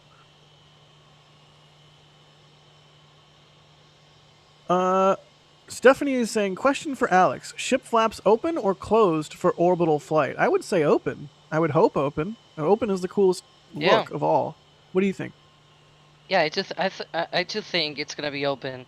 We saw on the, well, for multiple reasons, but I'm gonna point out at the hops that we saw about a year ago.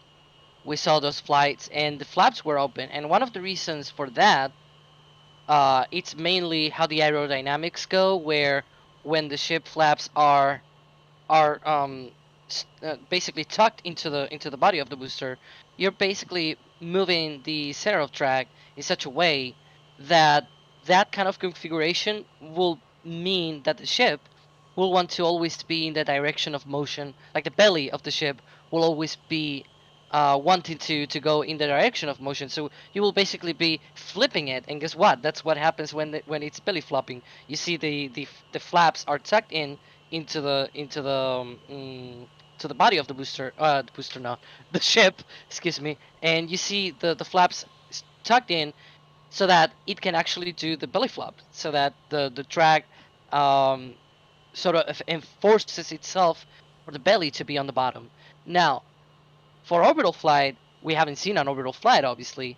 So what's gonna happen? I'm gonna say it's gonna be the same, just for the same drag kind of reasoning, but also there's renders, official renders by SpaceX showing the flaps open during flight. Uh, so I don't think there's gonna be, like, the flaps are probably not gonna be tucked into the body of the ship for orbital flight. At least when it's flying on top of the booster. Obviously Ian, for what do you re-entry. think? I think it's going to be outward, similar to how they were on the suborbital flights. Yeah, I feel like it'd be outward because, yeah, like Alex said, like the aerodynamics would be a lot simpler. If it's straight out, the ship's a lot more symmetrical and more axes than one. Yeah, I don't know. That's an interesting. I'd assume they would go outward because that's all they've ever flown Starship with. That's my guess, my 2 cents. Your 2 guess cents. I guess so. Yeah. I mean, you don't want to have like a guess dollar or anything. You're gonna stick with a guess cent. I mean, a guess dollar is like at least a little bit more like certain of a guess. I don't think they're really worth that. Maybe like 2 cent dimes or two guess dimes. All right, I'll take it. Good negotiation. Thanks. Sweet. Florida Pyro, which I'm going to take their name to like as a sign that they know what they're talking about, says with the lights, the tank farm lights, red equals no personnel allowed, yellow equals restricted, approved, personnel only work allowed pending VC approval. Green equals all clear from sign 1, from a sign in tent 1 from the Everyday Astronauts video. Oh, Huh. Okay. no kidding.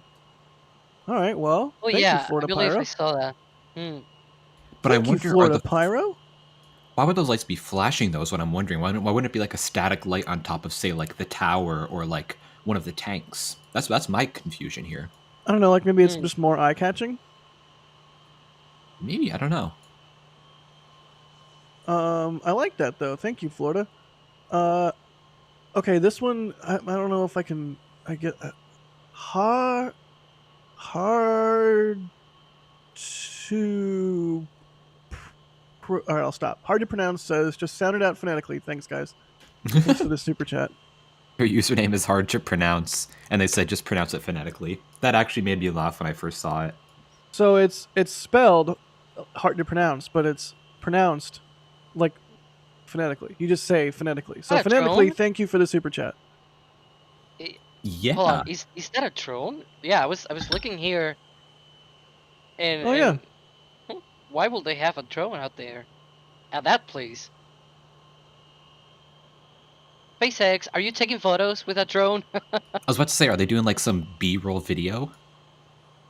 It better be a SpaceX drone because it's a no drone zone for everybody else. Yeah.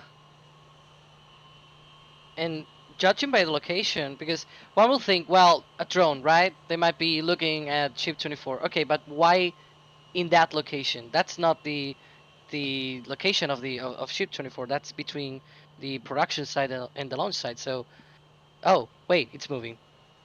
I think they heard me. It seems it's moving more towards the production site. I guess that's where they're probably operating it. But yeah, it's weird, the location of that drone. Sort of like, why there? Why not go directly to Ship 24? And it's going back to the production site. That's weird. I mean, it could be Yeah. as simple as the operator lost contact with it for a second, and it just sort of sat there and waited for some troubleshooting, or yeah, maybe that's the angle they wanted. You can see it going down to land now. That's a cool shot.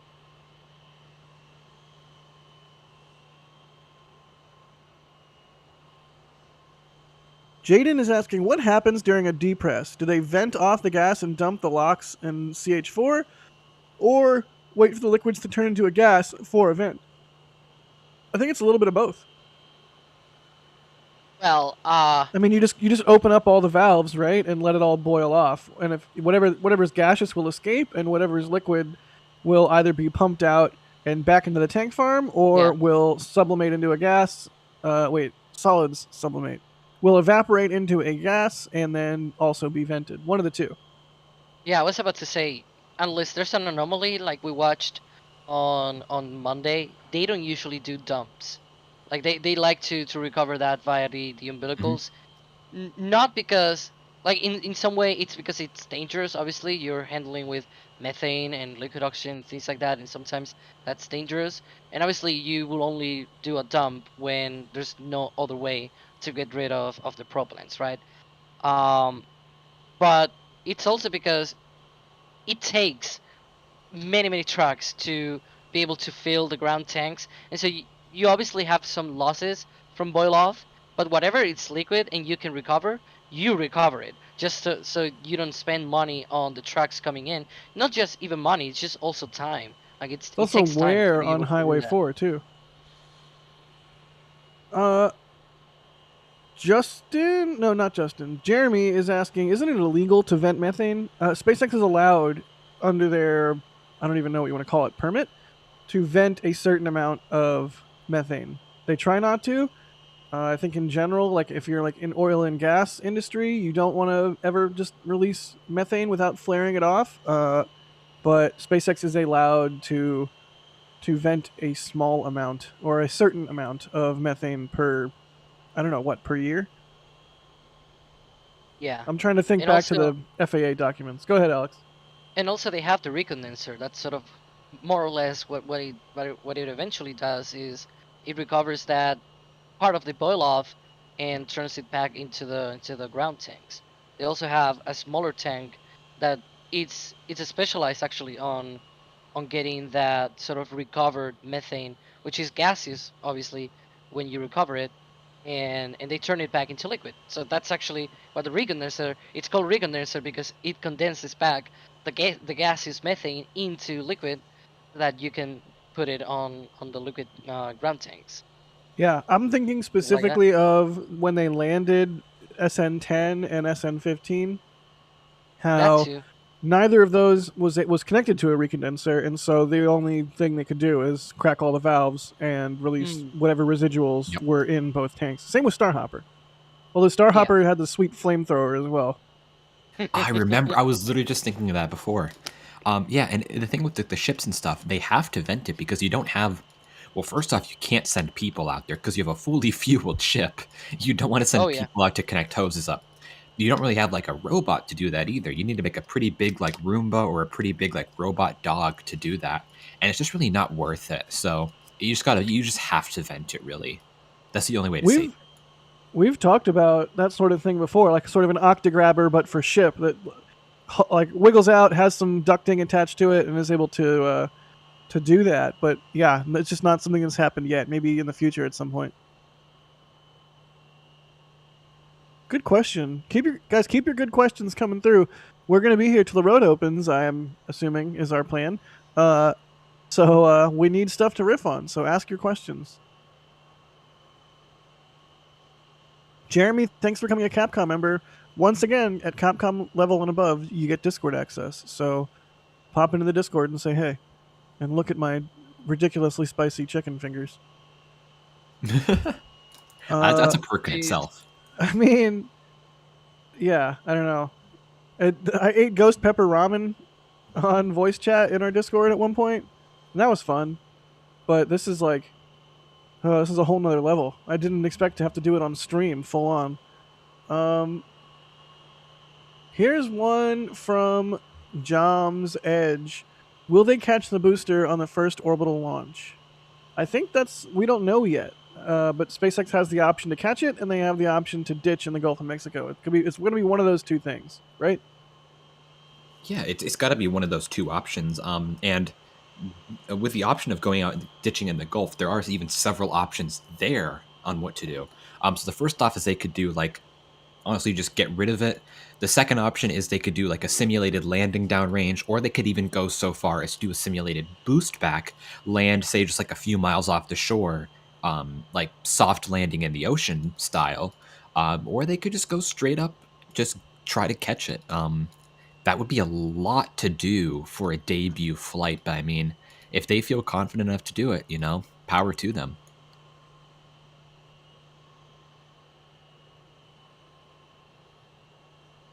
Looking for some more questions and resisting the urge to eat more chicken.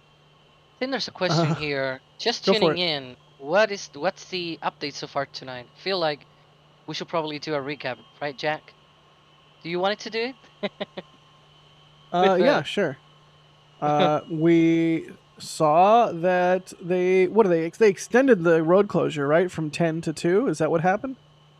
Indeed. I Yeah. believe so. Yeah, and so when they did that, Booster 7 back at the production site, it's sort of a tell that they're going to do some ship testing. We saw the suborbital tank farm come active here. We saw the recondenser even do a couple little short puffs, and then we saw the vent stack, the old flare stack, the flare stack vent stack, do its thing and vent a whole bunch of gaseous something, I hope, oxygen. And yeah, that's sort of where we're at. Now we're in a holding pattern. We've got about an hour left in the window, and we are waiting to see if they do in fact attempt a spin prime test tonight. But that's the short summary. I don't think I'm missing anything, right? Yeah, I think Yeah. that was entirely the whole thing. Sweet. It looks like the flashing lights are still red.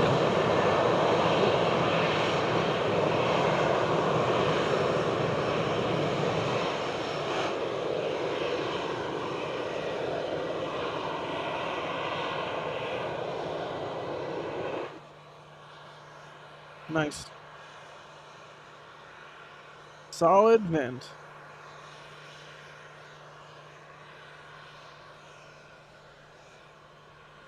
Well, I mean, a gaseous vent, but a good gaseous vent, you know, because it's not solid, it's gas. Ooh. Hey, jokes. I do not apologize. Max Wright, thank you for the support. They say, what is the use of the old tank farm, like vertical tanks and stuff, because it's tiny? Its use is what you're looking at right now. Ship testing on the suborbital pads. Yep, and a lot of those tanks have been there since the Starhopper days. So those are some storied tanks. They've seen a lot, you could say. Tank Farm, thanks for the support. And Max Wright says, like again with the support, Max, thank you. Max Wright is asking, sorry for asking, what is the average time for a chopstick lift of Booster 7? Also, I'm really funding the late night food. Thank you so much. I mean, we've only seen them lift Booster 7 with the chopsticks twice. I'm not sure what the average between those two is, but it's not long. It's been quick both times, right? Yeah. It's been getting quick. Oh, go ahead, Alex. No, I was just about to say that. Yeah, it is indeed quick. We've seen some venting from that tank on the left. It's the same one that I pointed out before. It's kind of funny, just because it points straight down, it seems.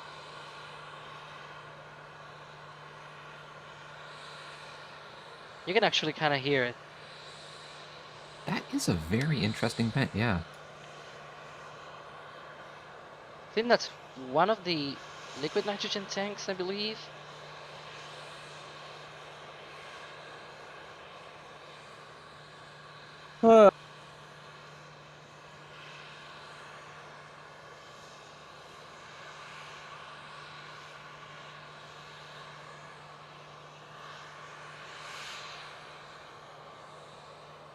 Let's see here. James Hershey, thank you so much for the kind words. They say huge shout out for your hard work and dedication to all things spaceflight. Can't express enough appreciation for all of the coverage. Well, thank you so much, James. We really appreciate you watching and enjoying what we do.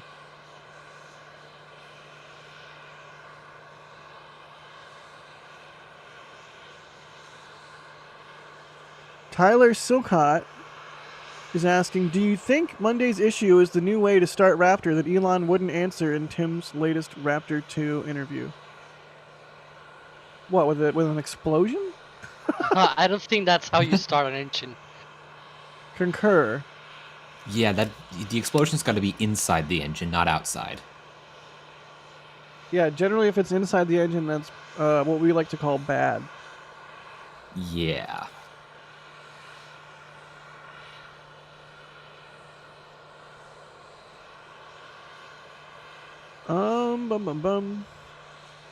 Osprey is asking, how do they get actual SPMTs under, for example, a transport stand? The SPMTs themselves can kneel. They can, like, shrink down and get really close to the ground and go underneath the transport stand and then rise up and pick it up. Yeah, and the stands have, like, the legs of the stands are wide enough to fit an SPMT below it, like in between the legs and below it. So you can do that. Yeah.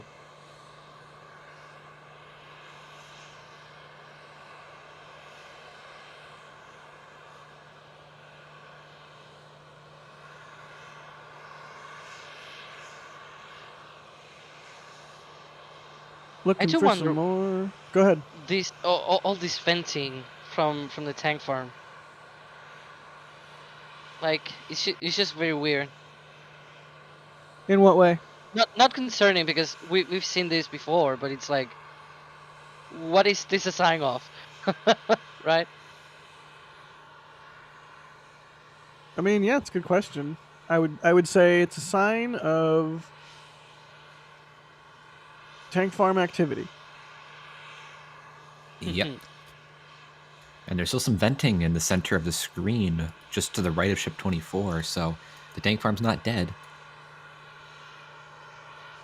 Unlike my stomach and me, it's Uh-oh. not dead yet. Jack's gonna have a bad day tomorrow. You say tomorrow. It's probably gonna be in a few hours. Let's see. Let's keep our speculation rocket based. Thank you very much. Craig is asking, do we know if the air distiller next to the production site is making liquid oxygen yet? Do we know? Do you want to go with that, Ian? Sounds like it. Oh, okay. Well, sorry. I totally misunderstood the question. I was looking for the venting. Yeah. The distiller near the production.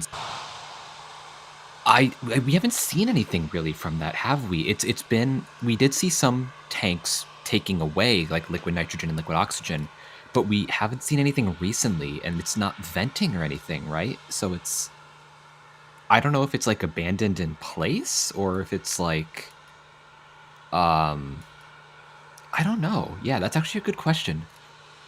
I do recently have seen some tankers nearby, but I'm not sure if it's to offload, to unload, and they also seem to be liquid nitrogen related. Which, to be fair, like it's still probably doable to make liquid nitrogen. Like that distillery, so to speak, is supposed to make liquid nitrogen, liquid oxygen, and argon. So I'm wondering if at least liquid nitrogen is still being produced there, which will totally help them. They use a lot of liquid nitrogen.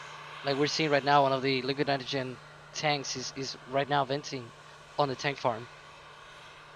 Yeah, I mean, also like with the environmental assessment, they dropped the liquefier as part of that assessment. So that has me wondering: have they kind of given up on that? Are they kind of like meeting back up and seeing what else they can do with it? That's what I'm confused on. We have not seen like truckloads of liquid oxygen going from the liquefier. So yeah, that's I am a bit confused on that. Yeah, I mean, that's my recollection as well, is we have seen trucks in that area. I'm not sure if they were hauling away stuff that had been produced or if they were delivering stuff. I'm just not really comfortable saying one way or the other because I don't know. Yeah.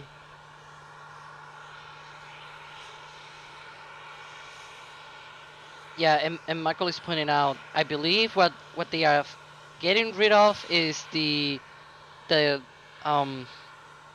methane purifier that they were gonna be using for this one. But they said on the EA that Raptor 2 can actually do away from having like more pure methane than what they truck in, so they can basically fly already with the methane that they already trucked into the tank farm. And it was like a whole package of things that were like they got rid of. It was the purifier, but also the purification plant needed and the power plant. Yeah, so you need a power plant to power that purifier, which they were thinking, okay, so we're gonna use methane for the power plant because you already have methane.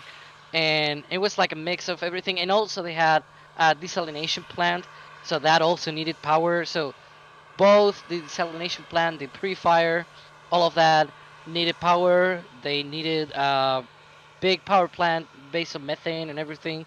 That sort of probably will have caused them any sort of issues with the EA, and they were like, you know what, we're okay with how we are right now.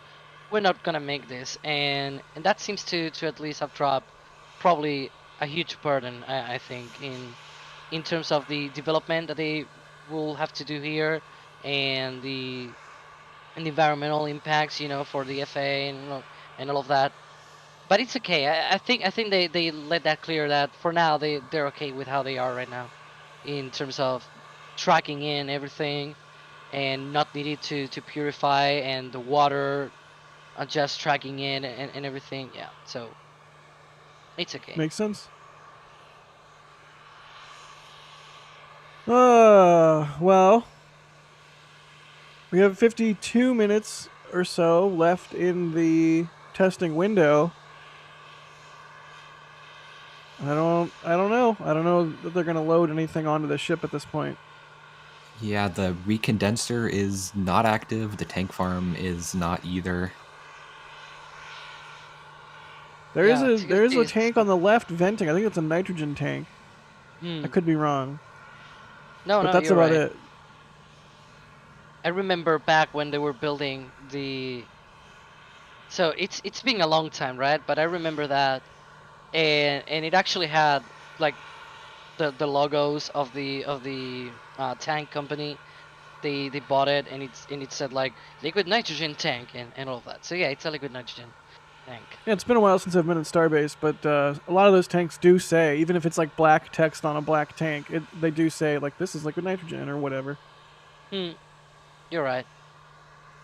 Bum bum bum bum.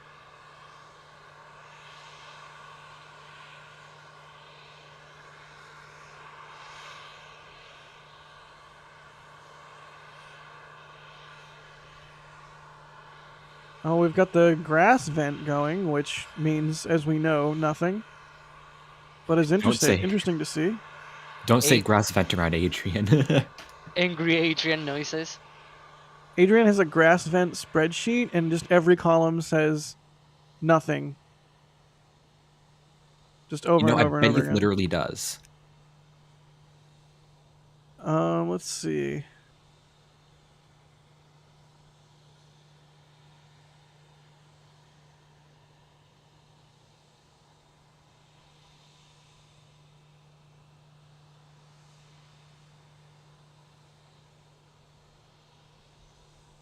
Did either of you add the questions that are in the chat queue right now? I personally don't have anything for either of them, but if either of you wants to go, oh, is that?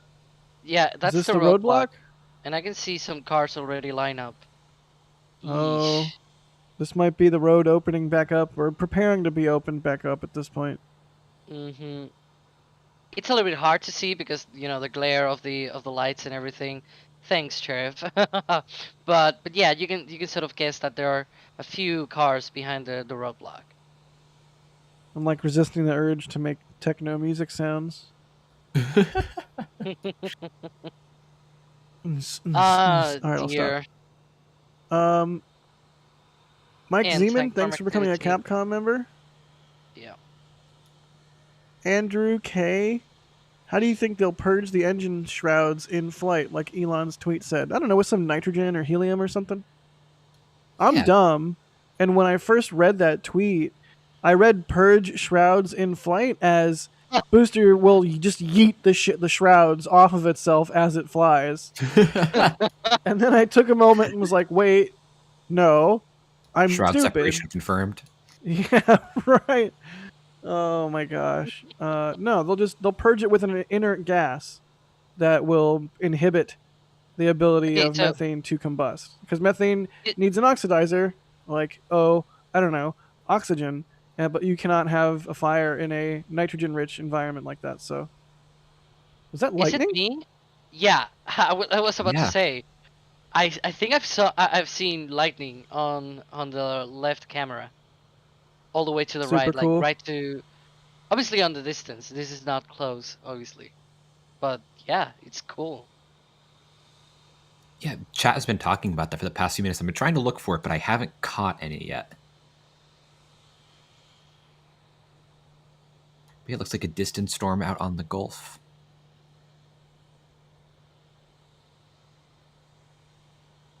Max Wright with an all caps. Yes, we must yeet the shrouds. Also, rave party. Max is with it tonight. Kylie Williams says, "Hey, here from the future in Sydney, NSF team. I've missed the old school Texas tank watching. This is a return to form. Yeah, I've missed it. This is nice. This channel started on Starship watching, or Star Hopper watching. I mean, if you go back to the first video on the channel, it's Star Hopper testing. So yeah, coming back to our roots. Yeah, by Mary. That's true. I miss standing on Andy's roof with Tim, shouting into his live stream mic as if I was actually invited to be part of it. Instead of just being the annoying guy over in the corner.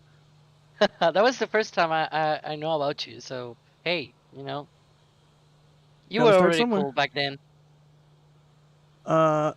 If you say so, I'll take your word for it.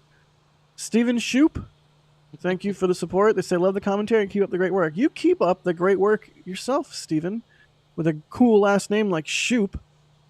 And I'm just enjoying saying it. Shoop. Thank you, Steven. Shoop.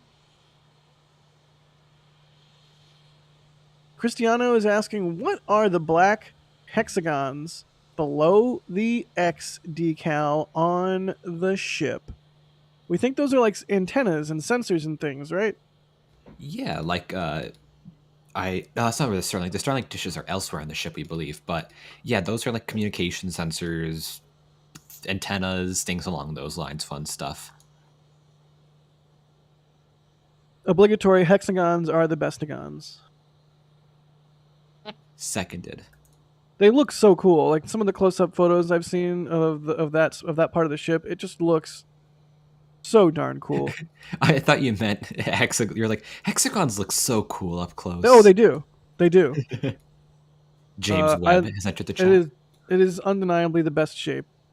Just ask bees. Yep.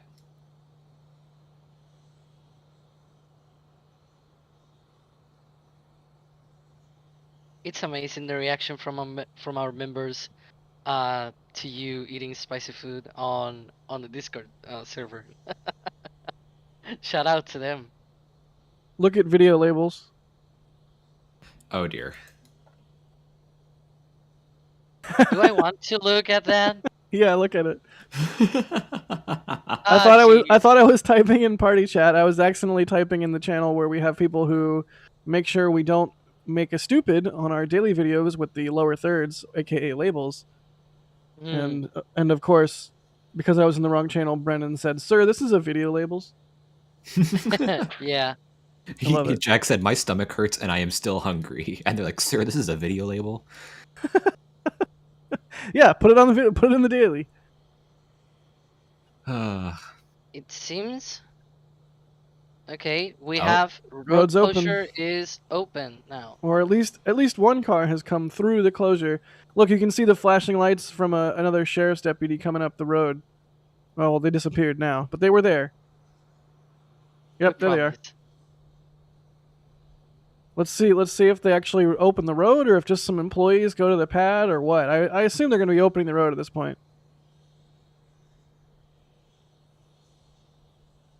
I do wonder, the vent team from before on the tank farm, I wonder if that's some kind of depress vent of its own for the tank farm, sort of to spool down the tank farm. Could be. I vote that as plausible. Obviously, as always, wild guesses.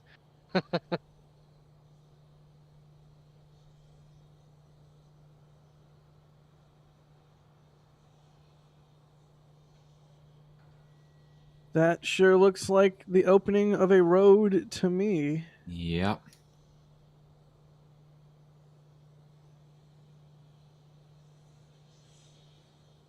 So we have another closure soon, right? Question mark? I think it's on Monday. Let me check the splendid website that Michael has. Yeah, there is one on Monday, I do know. I'm not sure about tomorrow. Yep. But either tomorrow or Monday would be up there. There you go. Monday. Monday is the next one, 10 a.m. to 10 p.m.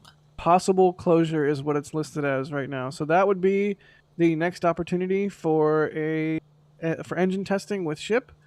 Although maybe they could add a closure before then and surprise us all. But that is currently the info that we have. And we'll see the cars. We'll see the cars go by the camera in this view. Mm-hmm. And I see a flashing green light at the base of ship. I think that's from the orbital tank farm. Yeah, that looks like the orbital farm in the background. Oh, good call. I was like, did they throw a fun green light on one of the robot dogs for some reason? Yeah. Look at Starhopper on the left with the like purple UV light. It's so cool looking. I love Starhopper. And Yeah, there's those cars are- on the road. Although the sheriff is still at the roadblock. Could this just be employees only, maybe? And the road's still closed? Maybe. I mean, this looks like the road's still closed, and this is like a red team going out to the pad. I'm not positive though. I mean, It's clearly the too road is close closed anyway. still. There's a Yeah. cop at the roadblock. There's a car stopped in oncoming traffic. I see somebody a sheriff outside of the car, walking around. So, at least for now, the road is still closed. And there goes The van. what is that, a UPS van or something? They're delivering a package. It's Amazon Prime. Jeff who? I will guess probably they send the folks out there to just check out that everything is saved and everything, and then they fully open the road. That's my total guess, obviously. That would make sense. Well, I guess we'll wait and see what happens. Cody G says taco truck. Who are they going to feed the tacos to? Starship? Star Tacos? I'd buy those just for the name. I'm telling you, we should start a restaurant somewhere on Highway 4. I Got agree. Galaxy Taffy, Star Tacos, we got all the things. Just put star in front of everything. Star, hot, ghost pepper chicken tenders. Oh my god. I'm so hungry. I have no food except for food that hurts to eat. Oh boy. I also hate pickles, and they put pickles on the tent. It's like, if you're gonna put pickles on the thing, at least tell me. Don't let me discover it later on. Come on now.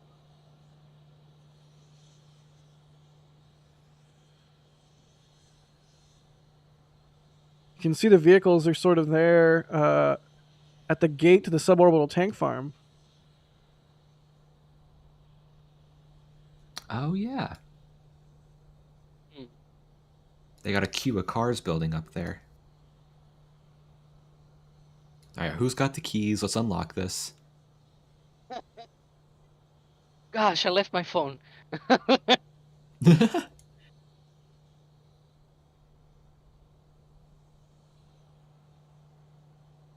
It's like one of those. It's like one of those combination locks, like where you flip it upside down and it's got like little wheels with the numbers on it, and it's like, okay, what was it again? It was 69-420. Okay, yeah, we got it. Oh no.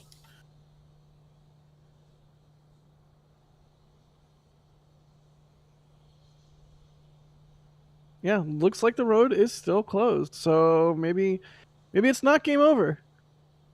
I mean, if they just wanted to send a crew to the pad to work on the ship and not keep trying to test, wouldn't they just open the road and send a crew to the pad? Why would they keep it closed? I'm being unreasonably optimistic here, but I mean, this is interesting to me, and we'll stick around and see what happens.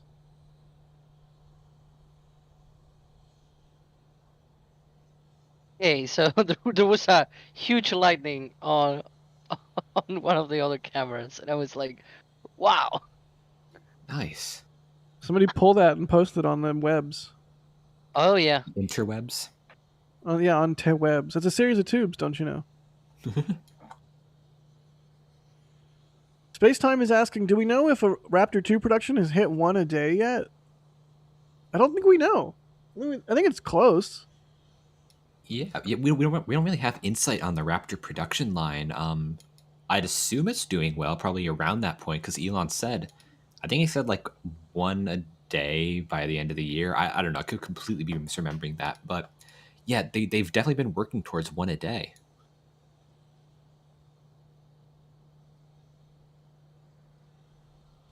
Eric's asking how many tacos could fit in Starship. A lot, that's for sure. I mean, Almost it depends enough to on what feed kind of. It depends on what kind of taco we're talking about. Is it like an LA street taco where it's like little tiny like coaster-sized tortillas, or is it like a big honkin' like Texas-sized taco, or I don't know. It depends on the taco size. We're gonna have to come up with a like NIST, like International Standards Organization or National Science, Foundation or something, like standardized taco. Just like the standard peanut butter. Have you seen that? It's like a $200 jar of standard peanut butter. I bet you they have a standard taco. And okay, that's road open. Yeah. Oh, But I want to talk about tacos for 45 more minutes. No. We considered your request, and the board has responded no. All right. Well, with that, with the road open, I think we will call it for the night. There's always Starbase Live. You don't have to go home, but you can't stay here. But you can stay at Starbase Live and hang out there and watch the events of the night unfold and day, and then the next night, and the next day, and the next night, and the next day, etc. Because it's 24/7. But yeah, Ian, thank you for being on tonight and doing some tank watching. Was a pleasure. Was a fun night. And Alex, of course, thank you also for joining in the late night tank watching. more like early day for me. But yeah. Earlier we had Chris B on covering for me while I waited at the extremely slow and extremely spicy chicken place.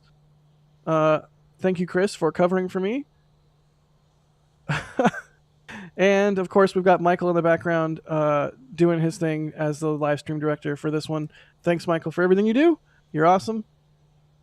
And of course I'm Jack Byer, but nobody cares about that. I'm gonna go eat my ridiculously spicy food and try not to die.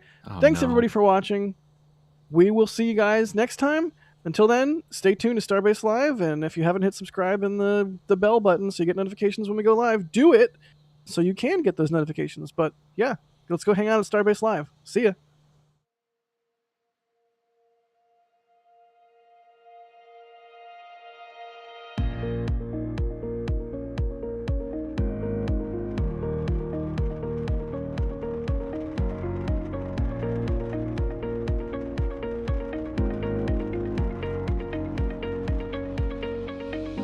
We have liftoff. Propulsion continues to be nominal.